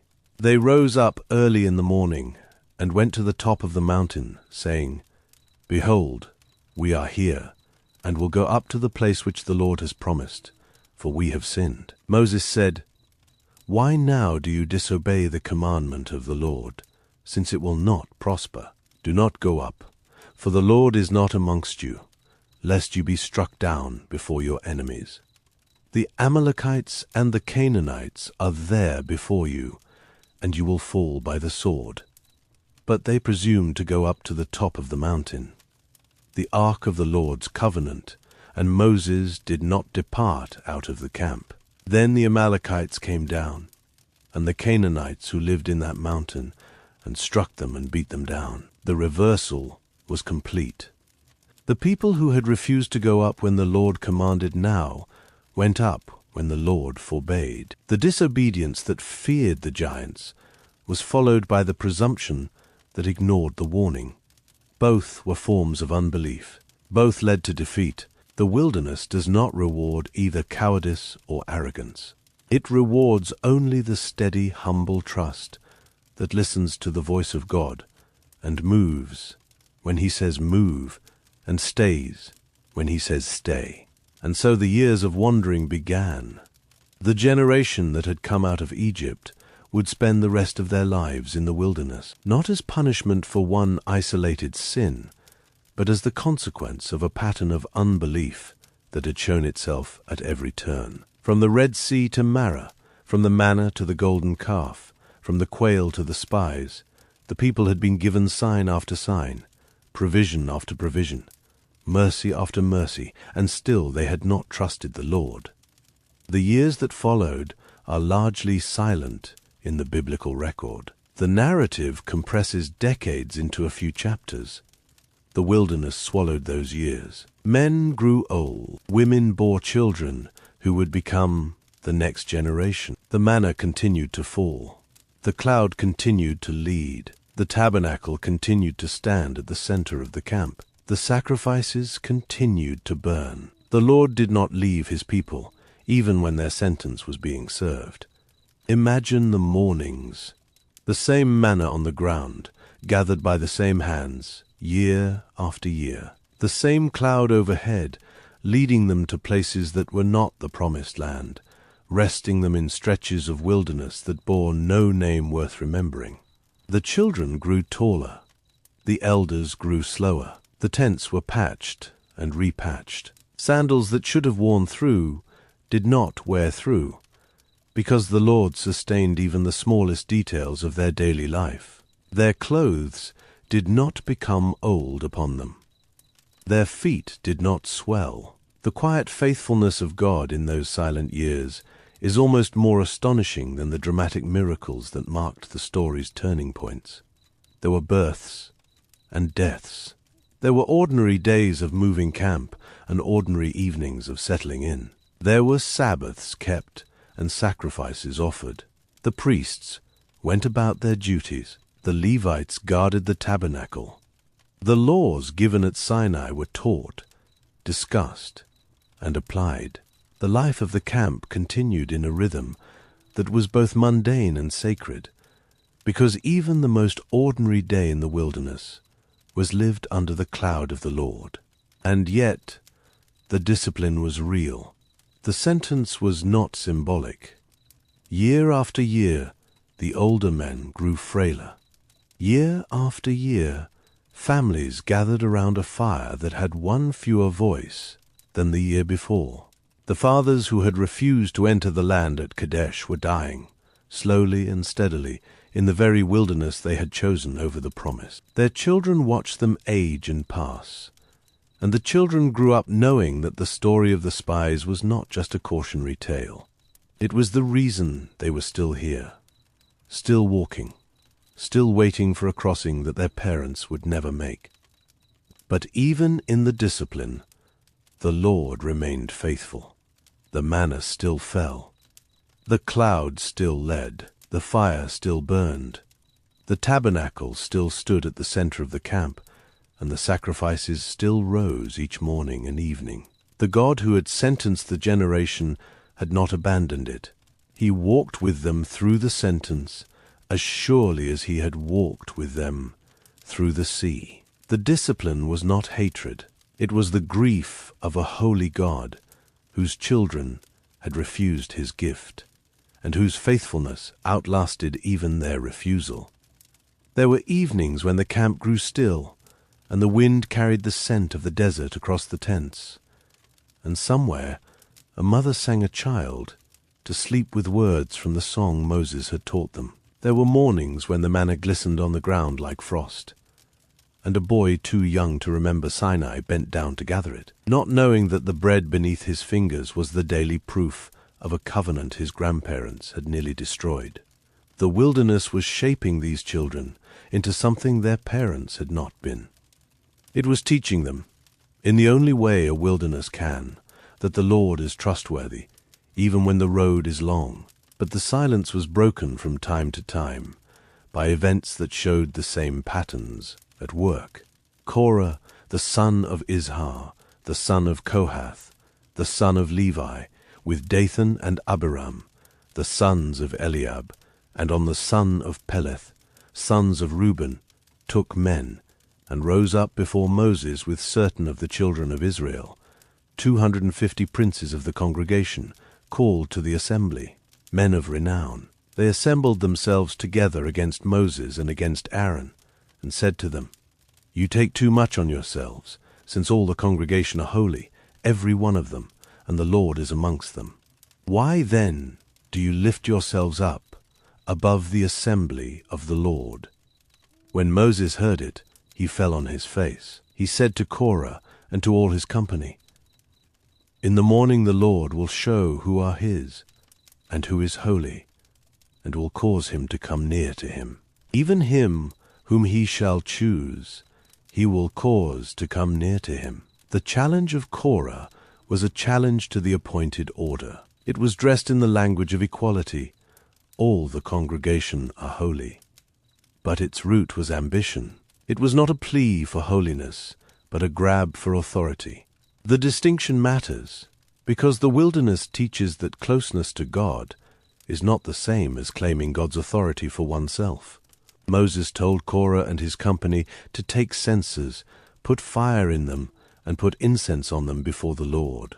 The Lord would choose. Korah gathered all the congregation against Moses and Aaron at the door of the tent of meeting, and the glory of the Lord appeared to all the congregation. The Lord spoke to Moses and to Aaron, saying, "Separate yourselves from amongst this congregation, that I may consume them in a moment." Moses and Aaron fell on their faces and said, "O God, the God of the spirits of all flesh, shall one man sin, and will you be angry with all the congregation?" The Lord told Moses to speak to the congregation and tell them to get away from around the tents of Korah, Dathan, and Abiram. Moses rose up and went to Dathan and Abiram, and the elders of Israel followed him. He spoke to the congregation, saying, "Depart, please, from the tents of these wicked men, and touch nothing of theirs, lest you be consumed in all their sins." They got away from around the tent of Korah, Dathan, and Abiram, on every side. Dathan and Abiram came out and stood at the door of their tents with their wives, their sons, and their little ones. Moses said, "Hereby you shall know that the Lord has sent me to do all these works, for I have not done them of my own mind. If these men die the common death of all men, or if they experience what all men experience, then the Lord has not sent me. But if the Lord makes a new thing, and the ground opens its mouth, and swallows them up with all that belongs to them, and they go down alive into Sheol, then you shall understand that these men have despised the Lord." As he finished speaking all these words, the ground that was under them split apart. The earth opened its mouth and swallowed them up with their households, all of Korah's men, and all their goods. They, and all that belonged to them, went down alive into Sheol. The earth closed on them, and they perished from amongst the assembly. All Israel that were around them fled at their cry, for they said, "Lest the earth swallow us up." Fire came out from the Lord, and consumed the 250 men who offered the incense. The judgment was severe and visible. The earth that had received their feet now received their bodies. The rebellion that had risen against the Lord's appointed order was answered by the Lord himself in a way that no one who witnessed it could forget. The place of God's discipline is no friend to the presumption that places human ambition above divine appointment. Yet even after this, the very next day the whole congregation of the children of Israel murmured against Moses and against Aaron, saying, "You have killed the Lord's people." The memory of judgment had lasted less than a day before the people turned the story upside down and blamed the mediator for what the judge had done. A plague began among the congregation. Moses said to Aaron, "Take your censer, put fire from the altar in it, lay incense on it, carry it quickly into the congregation, and make atonement for them, for wrath has gone out from the Lord. The plague has begun." Aaron took it as Moses spoke, and ran into the middle of the assembly. Behold, the plague had already begun amongst the people. He put on the incense, and made atonement for the people. He stood between the dead and the living, and the plague was stopped. Those who died by the plague were 14,700, in addition to those who died about the matter of Korah. Aaron stood between the dead and the living. That image is the priestly ministry in its rawest form. The high priest, censer in hand, smoke rising, standing in the gap between judgment and mercy, between death and life. The plague stopped where Aaron stood. The atonement held. Then the Lord confirmed Aaron's priesthood in a way that was gentle compared to the judgments that preceded it. Each tribal leader brought a rod, and Aaron's rod was placed among them before the Lord in the tent of meeting. The next day, when Moses went into the tent, behold, Aaron's rod for the house of Levi had sprouted, put out buds, produced blossoms, and bore ripe almonds.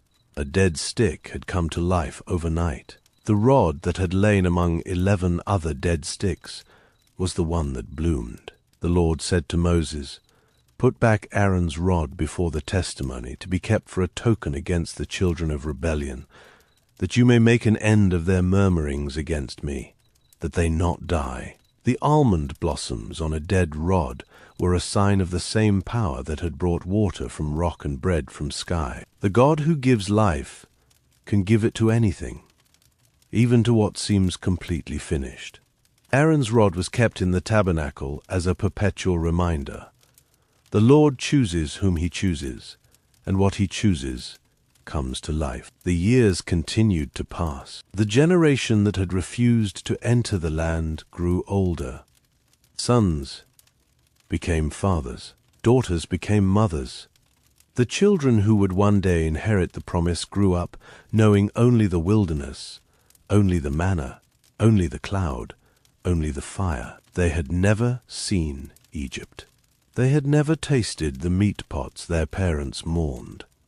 Their whole life was the road, the camp, the tabernacle, and the steady provision of a God they were learning to trust in the only schoolroom they had. The wilderness aged the people, but it did not age the faithfulness of God. Every morning the manna appeared.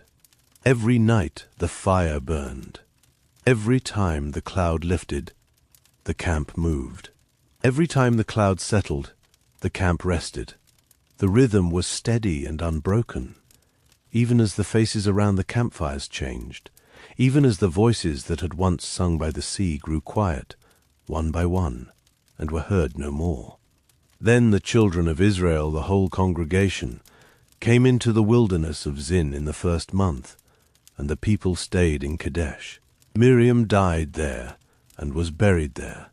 The notice is brief and quiet. Miriam, who had watched over the infant Moses in the basket on the Nile, who had run along the riverbank as the current carried her baby brother toward the house of Pharaoh, who had danced with a tambourine after the Red Sea and led the women of Israel in a song of triumph, who had been struck with leprosy and restored, now died in the wilderness and was buried in the dry earth of Kadesh. One of the 3 great figures who had led Israel out of Egypt was gone. The generation was fading. The wilderness was doing its slow, solemn work. There was no water for the congregation, and they assembled themselves together against Moses and against Aaron. The people quarreled with Moses and said, "We wish that we had died when our brothers died before the Lord. Why have you brought the assembly of the Lord into this wilderness, that we should die there, we and our livestock? Why have you made us to come up out of Egypt, to bring us to this evil place? It is no place of seed or figs or vines or pomegranates, neither is there any water to drink." The same complaint, the same accusation. A new generation had risen, yet the same words rose from the same kind of hearts. The wilderness had changed the landscape and the faces, but the human tendency to turn against God in the hour of need had not been left behind at Sinai. Moses and Aaron went from the presence of the assembly to the door of the tent of meeting and fell on their faces. The glory of the Lord appeared to them. The Lord spoke to Moses, saying, "Take the rod and assemble the congregation, you and Aaron your brother, and speak to the rock before their eyes. that it will give out its water. You shall bring water out of the rock for them. So you shall give the congregation and their livestock drink." Moses took the rod from before the Lord, as he commanded him. Moses and Aaron gathered the assembly together before the rock, and he said to them, "Listen now, you rebels. Shall we bring water out of this rock for you?" Moses lifted up his hand and struck the rock with his rod twice, and water came out abundantly. The congregation and their livestock drank. The water flowed. The people drank. The livestock drank. The need was met, but something had gone wrong. The Lord had said, "Speak to the rock." Moses had struck the rock. He had struck it twice. And his words, "Shall we bring water out of this rock for you?" carried a tone that placed Moses and Aaron at the center of the miracle rather than the Lord. The Lord said to Moses and Aaron, "Because you did not believe in me, to sanctify me in the eyes of the children of Israel, therefore you shall not bring this assembly into the land which I have given them." The sentence is stunning in its severity. Moses, the servant who had faithfully led Israel for decades, who had interceded again and again for a people who did not deserve it, who had stood in the presence of God on the mountain and in the tent and in the cleft of the rock, would not enter the promised land. The waters of Meribah would forever be associated with a failure that seemed on the surface so small, but that touched the deepest principle of the wilderness. The Lord must be sanctified before his people. The mediator must point to God, not to himself. Even the faithful servant is not above the holiness of the one he serves. Moses would carry this sentence for the rest of his life. He would lead the people to the border of the land and not cross it. He would see the promise from a distance and not touch it. The grief of this is real and must not be softened. The wilderness is not sentimental about the failures of its greatest men. Moses sent messengers from Kadesh to the king of Edom, asking permission to pass through his land. Israel promised to stay on the road, to drink no water from the wells without paying for it, to cause no trouble. But Edom refused. Edom came out against Israel with many people and with a strong hand. Edom refused to allow Israel to pass through his border, so Israel turned away from him. The children of Israel, the whole congregation, journeyed from Kadesh and came to Mount Hor. The Lord spoke to Moses and Aaron in Mount Hor, by the border of the land of Edom, saying, "Aaron shall be gathered to his people, for he shall not enter into the land which I have given to the children of Israel, because you rebelled against my word at the waters of Meribah. Take Aaron and Eleazar his son, and bring them up to Mount Hor. Strip Aaron of his garments, and put them on Eleazar his son. Aaron shall be gathered to his people, and shall die there." Moses did as the Lord commanded. They went up to Mount Hor in the sight of all the congregation. Moses stripped Aaron of his garments and put them on Eleazar his son. Aaron died there on the top of the mountain. Moses and Eleazar came down from the mountain. When all the congregation saw that Aaron was dead, they mourned for Aaron 30 days, even all the house of Israel. Aaron's death on the mountain is told with quiet dignity. The priestly garments passed from father to son on the summit of a barren hill, ensured that the ministry would continue, even as the minister was laid to rest. The man who had held up Moses' hands at the battle with Amalek, who had stood as high priest before the Lord in the tabernacle, who had run into the middle of the plague with a censer to stop the dying, now lay still on the summit, while his son wore his robes down the mountain into the camp below. The mourning lasted 30 days. Another pillar of the Exodus generation had fallen. Moses was now the last of the 3 who had stood before Pharaoh and said, "Let my people go." He walked down from Mount Hor alone, carrying the weight of a grief that no one else in the camp could fully share. The camp mourned 30 days. Then the road resumed. The journey continued southward, around the land of Edom. The people grew impatient along the way. They spoke against God and against Moses. "Why have you brought us up out of Egypt to die in the wilderness?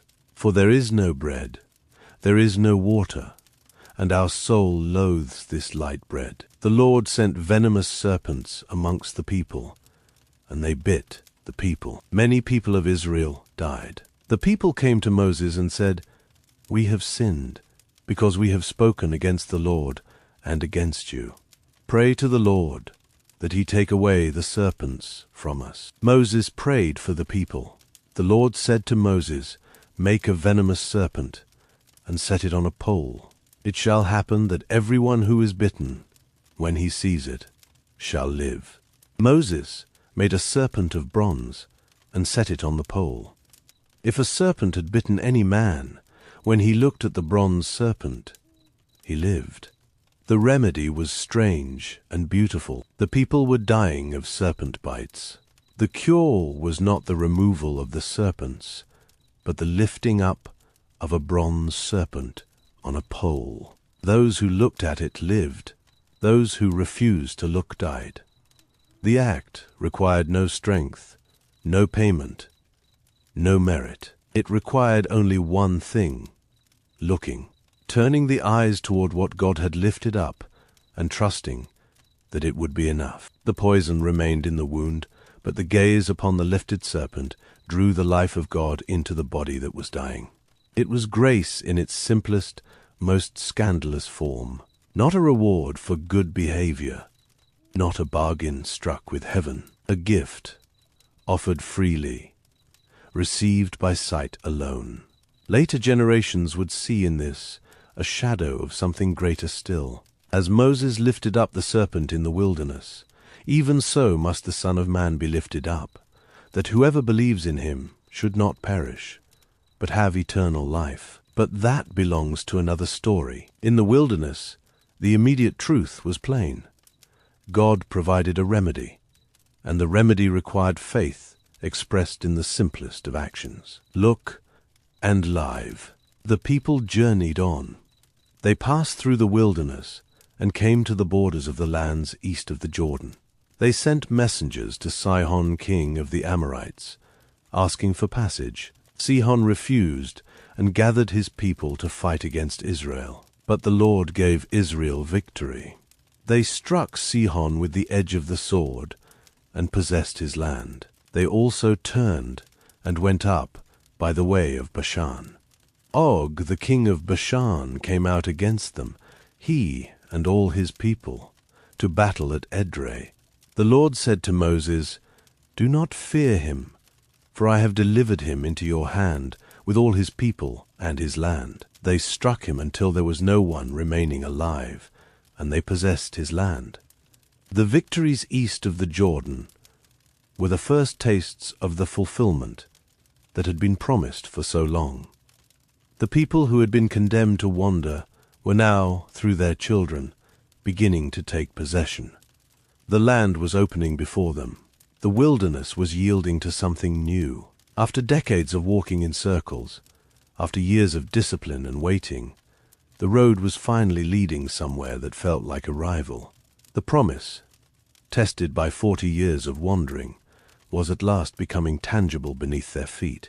Cities fell, kings were defeated, territory was claimed. And the young men who swung their swords in these battles were the children who had grown up on manna, who had never known any roof but tent cloth, and any guide but the cloud. The wilderness had made them, and now the wilderness was releasing them into the purpose for which they had been shaped. But before Israel crossed the Jordan, another test came, not from within the camp this time, but from outside it, and in a form that was stranger than any battle. Balak the son of Zippor saw all that Israel had done to the Amorites. Moab was very afraid of the people, because they were many. Moab was distressed because of the children of Israel. Moab said to the elders of Midian, "Now this multitude will lick up all that is around us, as the ox licks up the grass of the field." So Balak sent messengers to Balaam the son of Beor, to call him, saying, Behold, there is a people who have come out of Egypt. Behold, they cover the surface of the earth, and they are staying opposite me. Please come now and curse this people for me, for they are too mighty for me. Perhaps I shall be able to strike them and drive them out of the land, for I know that he whom you bless is blessed, and he whom you curse is cursed. Balak wanted a curse. He wanted a prophet for hire to speak destruction over Israel, to undo by spiritual power what he could not accomplish by military force. The request was an admission that the real source of Israel's strength was not their army, but their God. Even the enemies of Israel knew that the battle was spiritual before it was physical. God said to Balaam, "You shall not go with them. You shall not curse the people, for they are blessed." Balak sent again, with more honorable princes and greater promises of reward. Balaam answered, "If Balak would give me his house full of silver and gold, I cannot go beyond the word of the Lord my God to do less or more." The words were right, but the heart behind them was not fully right. The Lord permitted Balaam to go, but told him he could speak only the word that God would give him. The journey of Balaam to Balak is one of the strangest passages in all of Scripture. The angel of the Lord stood in the way as an adversary against him. Balaam's donkey saw the angel and turned aside. Balaam struck the donkey. The donkey saw the angel again and pressed against a wall, crushing Balaam's foot. Balaam struck her again. The donkey saw the angel a third time and fell down under Balaam. Balaam's anger was kindled, and he struck the donkey with his staff. The Lord opened the mouth of the donkey, and she said to Balaam, "What have I done to you, that you have struck me these 3 times?" Balaam said to the donkey, "Because you have mocked me. I wish there were a sword in my hand, for now I would have killed you." The donkey said to Balaam, "Am I not your donkey, on which you have ridden all your life long, until today? Was I ever in the habit of doing this to you?" He said, "No." Then the Lord opened the eyes of Balaam, and he saw the angel of the Lord standing in the way, with his sword drawn in his hand. He bowed his head and fell on his face. The angel of the Lord said to him, "Why have you struck your donkey these 3 times? Behold, I went out as an adversary, because your way is perverse before me. The donkey saw me, and turned away before me these 3 times. Unless she had turned away from me, surely now I would have killed you, and saved her alive." The prophet who could not see what a donkey saw, the man hired to speak about spiritual realities, who was blind to the angel standing in the road before him.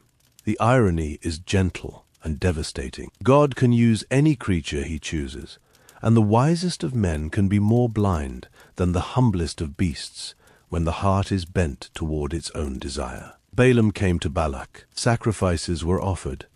Balaam went apart to seek the Lord's word. And when the word came, it was not a curse, but a blessing. How shall I curse whom God has not cursed? How shall I defy whom the Lord has not defied? For from the top of the rocks I see him, from the hills I see him. Behold, it is a people that dwells alone, and shall not be counted amongst the nations. Who can count the dust of Jacob, or number the 4th part of Israel? Let me die the death of the righteous. Let my last end be like his. Balak was furious. I called you to curse my enemies, and behold, you have blessed them altogether. Again and again, Balaam tried. 3 times Balak brought him to different places, built altars, offered sacrifices, and waited for the curse. 3 times the word of the Lord came through Balaam's mouth, and 3 times it was blessing, not cursing. God is not a man that he should lie, nor a son of man that he should repent. Has he said, and will he not do it? Or has he spoken, and will he not make it good? Behold, I have received a command to bless. He has blessed, and I cannot reverse it. He has not seen wickedness in Jacob, neither has he seen perverseness in Israel. The Lord his God is with him. The shout of a king is amongst them. God brings them out of Egypt. He has, as it were, the strength of the wild ox. Surely there is no enchantment against Jacob, neither is there any divination against Israel. Now it shall be said of Jacob and of Israel, what has God done? The enemy who sought to curse Israel found that the Lord had turned the curse into blessing. The prophet who came for hire found that the word of God cannot be purchased. The nations who feared Israel's army learned that behind the army stood a God whose purposes cannot be reversed by incantation, bribery, or spiritual manipulation. Balaam's final oracle looked even further ahead. I see him, but not now. I behold him, but not near. A star will come out of Jacob. A scepter will rise out of Israel. The prophecy reached beyond the immediate moment into a future that the wilderness generation could not yet see, toward a king, a ruler, a star from Jacob who would fulfill what the wilderness had only foreshadowed. The battles east of the Jordan were concluded. The tribes of Reuben and Gad, seeing that the land east of the river was good for livestock, asked Moses for permission to settle there, rather than cross over into the land west of the Jordan.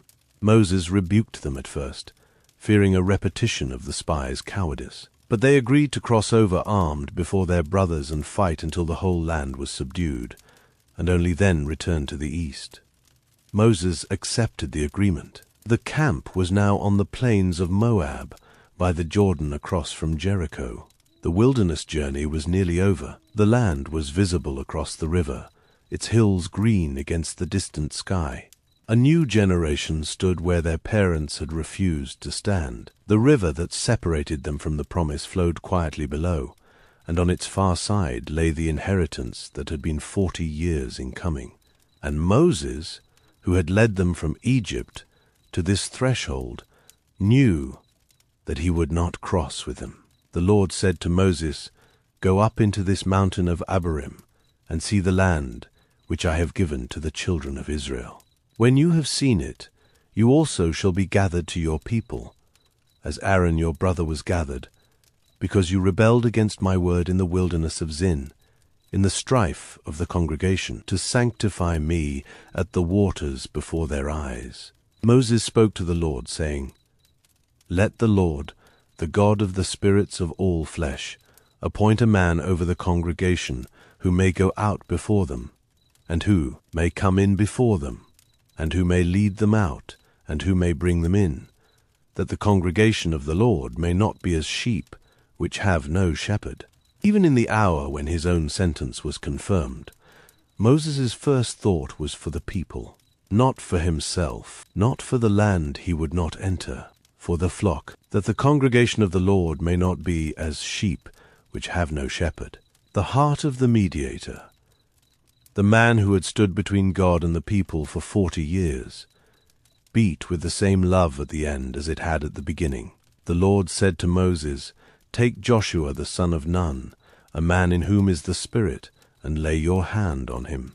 Set him before Eleazar the priest, and before all the congregation, and commission him in their sight.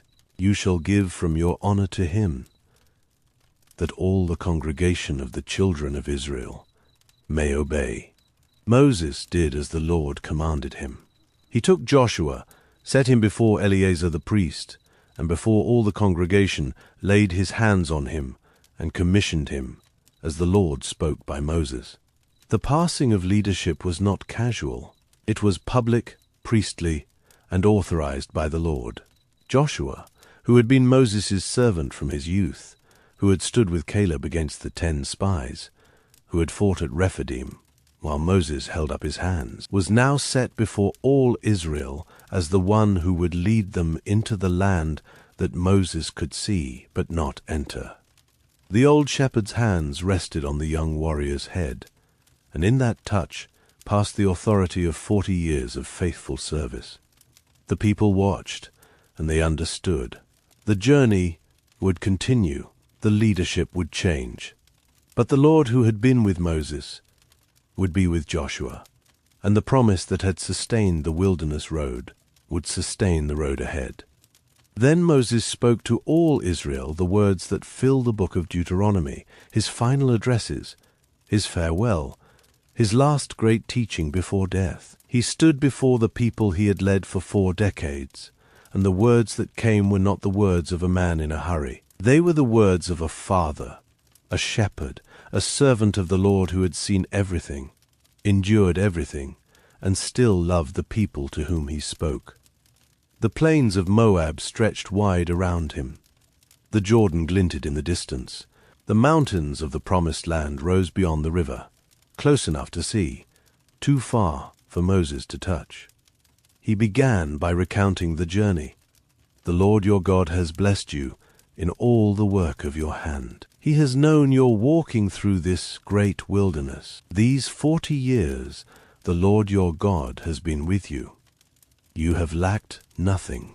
40 years the Lord your God has been with you. You have lacked nothing. Those 3 statements hold the whole wilderness in a single breath. The years had been long. The road had been hard. The people had sinned grievously and been disciplined painfully. But looking back across the whole journey, Moses could say without qualification that the Lord had been with them, and that they had lacked nothing. The manna had not failed. The water had not ceased. The cloud had not departed. The fire had not gone out. Their clothes had not worn out on them. Their feet had not swollen. The Lord had carried them, as a man carries his son, all the way that they had gone, until they came to this place. Moses laid before Israel the commandments and the statutes and the ordinances that they were to keep in the land they were about to enter. He did not merely repeat the law given at Sinai. He deepened it. He applied it. He spoke it with the urgency of a man who knew he would not be there to remind them again. Hear, O Israel, the Lord our God, the Lord is one. You shall love the Lord your God with all your heart, with all your soul, and with all your might. These words, which I command you today, shall be on your heart. You shall teach them diligently to your children, and shall talk of them when you sit in your house, and when you walk by the way, and when you lie down, and when you rise up. You shall bind them for a sign on your hand, and they shall be for frontlets between your eyes. You shall write them on the doorposts of your house and on your gates. The Lord our God, the Lord is one. The great declaration, the foundation of Israel's faith. Not many gods, not a committee of powers. One Lord, one God, and the response to that oneness is not merely intellectual assent, but wholehearted love. All your heart, all your soul, all your might. The commandment is total. It leaves no corner of the human person unclaimed. The God who is one asks for a love that is undivided. Moses warned the people again and again against the temptations that would face them in the land. When the Lord your God brings you into the land which he swore to your fathers, to Abraham, to Isaac, and to Jacob, to give you great and goodly cities which you did not build, and houses full of all good things which you did not fill, and cisterns dug out which you did not dig, vineyards and olive trees which you did not plant, and you shall eat and be full. Then beware lest you forget the Lord who brought you out of the land of Egypt, out of the house of bondage. The danger of the land was not poverty, but prosperity. The danger was not that Israel would lack bread, but that, having bread, they would forget who gave it. The wilderness had taught dependence. The land would tempt them towards self-sufficiency. Moses saw the danger with the clarity of a man who had watched the same people despise manna and worship gold. He reminded them of their failures. Do not say in your heart, after the Lord your God has thrust them out from before you, saying, For my righteousness the Lord has brought me in to possess this land. Not because of your righteousness or because of the uprightness of your heart do you go in to possess their land, but because of the wickedness of these nations. The Lord your God does drive them out from before you, and that he may establish the word which the Lord swore to your fathers, to Abraham, to Isaac, and to Jacob. Know therefore that the Lord your God does not give you this good land to possess for your righteousness, for you are a stiff-necked people. Remember, and do not forget, how you provoked the Lord your God to wrath in the wilderness. From the day that you went out of the land of Egypt until you came to this place, you have been rebellious against the Lord. Moses did not flatter the people on his way out. He told them the truth. The land was a gift of grace, not a reward for merit. The covenant was sustained by the faithfulness of God, not by the righteousness of Israel. If the people forgot this, they would lose everything. If they remembered it, they would live. He set before them the great choice. See, I have set before you today life and good, death and evil, in that I command you today to love the Lord your God, to walk in his ways, and to keep his commandments and his statutes and his ordinances, that you may live and multiply, and that the Lord your God may bless you in the land where you go in to possess it. But if your heart turns away, and you will not hear, but are drawn away and worship other gods and serve them, I declare to you today that you will surely perish. You will not prolong your days in the land where you pass over the Jordan to go in to possess it. I call heaven and earth to witness against you today that I have set before you life and death, the blessing and the curse. Therefore choose life, that you may live, you and your offspring, to love the Lord your God, to obey his voice, and to cling to him, for he is your life and the length of your days, that you may dwell in the land which the Lord swore to your fathers, to Abraham, to Isaac, and to Jacob, to give them. Choose life. The words carry the weight of everything the wilderness has taught. Choose the Lord. Choose obedience. Choose the path that leads to blessing, not because the path is easy, but because the Lord who stands at its end is faithful, and the alternative is death. Moses wrote this law and delivered it to the priests, the sons of Levi, who carried the ark of the Lord's covenant, and to all the elders of Israel. Moses commanded them, saying, At the end of every 7 years, in the year of release, at the Feast of Tabernacles, when all Israel comes to appear before the Lord your God in the place which he shall choose, you shall read this law before all Israel in their hearing. Assemble the people, the men, the women, the little ones, and the foreigner who is within your gates, that they may hear, and that they may learn, and fear the Lord your God, and observe to do all the words of this law. The word of God was not to be kept by priests alone. It was to be read aloud to the whole people, including children and foreigners, so that every generation would hear, learn, fear, and obey. The wilderness had shown what happens when a people forgets the voice of God. Moses was doing everything in his power to ensure that the forgetting would not happen again.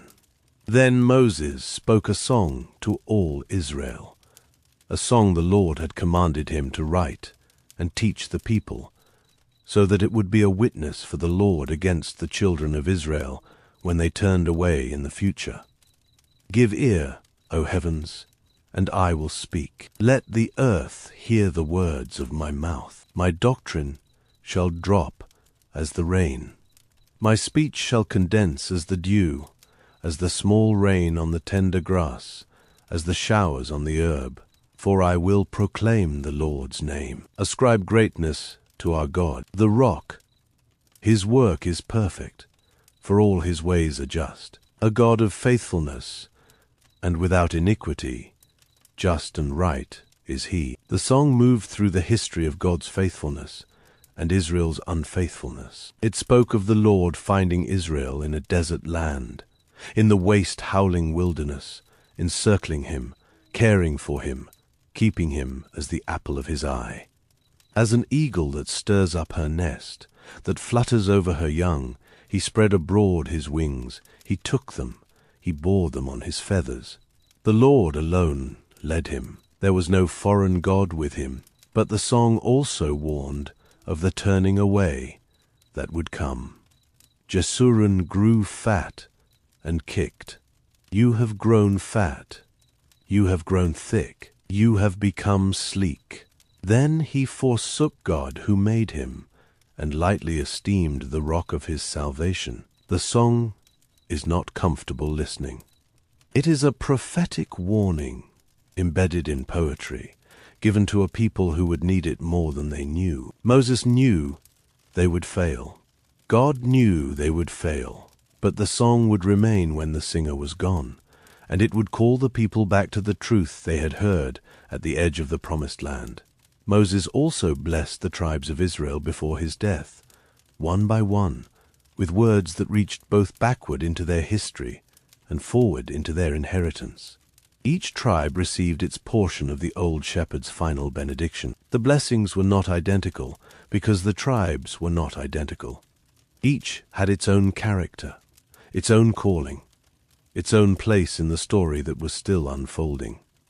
And Moses, who had carried them all in his heart for 40 years, now released them, one by one, with a father's tenderness, into the future he would not share. The final words of the blessing gathered them all together again. There is no one like God, Jeshurun, who rides on the heavens for your help, and in his excellency on the sky. The eternal God is your dwelling place. Underneath are the everlasting arms. Happy are you, Israel, who is like you, a people saved by the Lord, the shield of your help, the sword of your excellency. Underneath are the everlasting arms. It is the image the wilderness has been teaching from the beginning.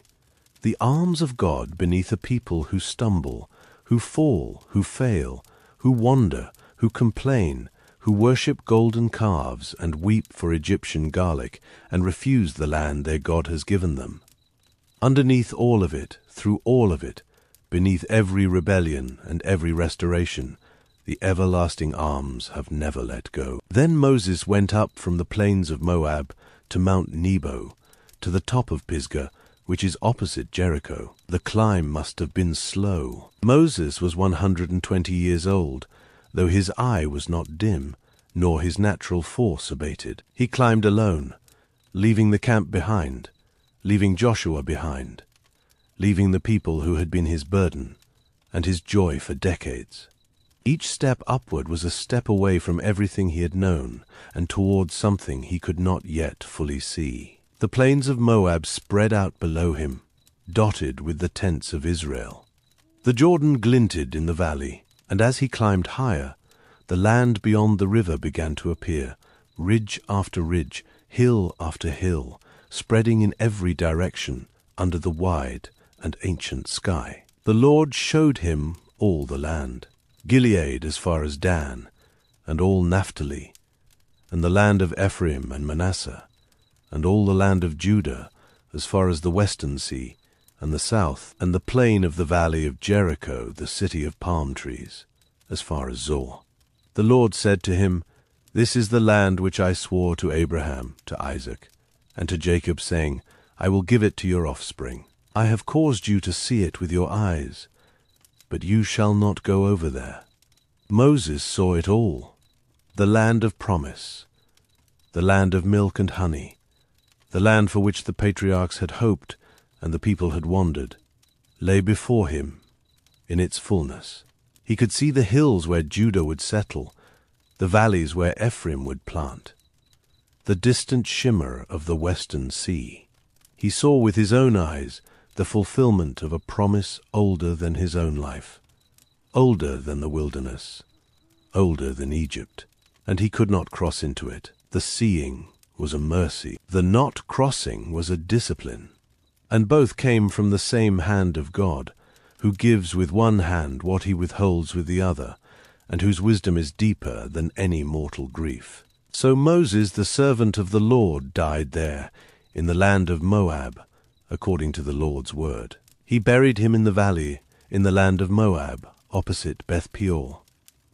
But no man knows where his tomb is to this day. Moses was 120 years old when he died. His eye was not dim, nor his natural force abated. The Lord buried his servant. No human hands laid Moses to rest. No tomb was marked. No monument was raised. The man who had stood in the fire on Sinai, who had spoken with God as a friend, who had carried the tablets of the covenant and the burdens of a nation, was buried by the one who knew him best, in a place that would remain hidden from every generation that followed. How profoundly tender this is! The God who had known Moses by name now laid him to rest in a grave known only to himself, as though the servant's final resting place belonged not to history, but to the intimate care of the Lord alone. The children of Israel wept for Moses in the plains of Moab 30 days. Then the days of weeping in the mourning for Moses were ended. Joshua, the son of Nun, was full of the spirit of wisdom, for Moses had laid his hands on him. The children of Israel listened to him, and did as the Lord commanded Moses. There has not arisen a prophet since in Israel like Moses, whom the Lord knew face to face, in all the signs and the wonders which the Lord sent him to do in the land of Egypt, to Pharaoh, and to all his servants, and to all his land, and in all the mighty hand, and in all the great terror, which Moses worked in the sight of all Israel. Moses died on the mountain, looking at the land he would not enter. The Lord himself buried him. No man knows the grave. The servant who had carried a nation through 40 years of wilderness, who had stood between God and the people more times than any other man in Scripture, who had seen the glory of the Lord and spoken with him as a friend, lay down at the word of the Lord and was gathered to his people. The wilderness journey was over. The cloud that had led them from Sinai had brought them to the edge of the Jordan. The tabernacle still stood. The ark still held the commandments. The priestly garments still bore the names of the 12 tribes. The manna would cease when the people ate of the produce of the land, but the memory of it would remain forever. The rock that gave water, the serpent that healed, the rod that budded, the cloud that led, and the fire that guarded, all of these would become part of the sacred memory of a people whose whole national life had been formed in a place of emptiness, dependence, and the relentless faithfulness of God. The wilderness had not been wasted time.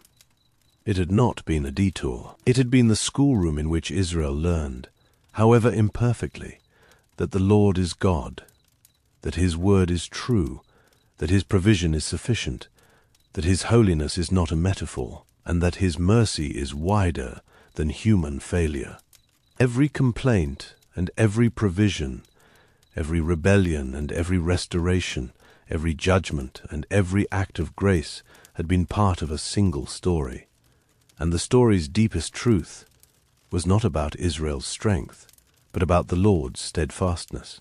40 years of manna, 40 years of cloud and fire, 40 years of a God who did not give up on a people who gave up on him again and again. The wilderness stripped Israel of every illusion of self-sufficiency and left them with the only thing that could sustain them: the faithfulness of the one who had called them out of Egypt and promised them a home. Let that truth settle over you now, as the story comes to rest. The wilderness is not only ancient history, it is the shape of every life lived by faith between promise and fulfillment. There are seasons of thirst, and the Lord gives water.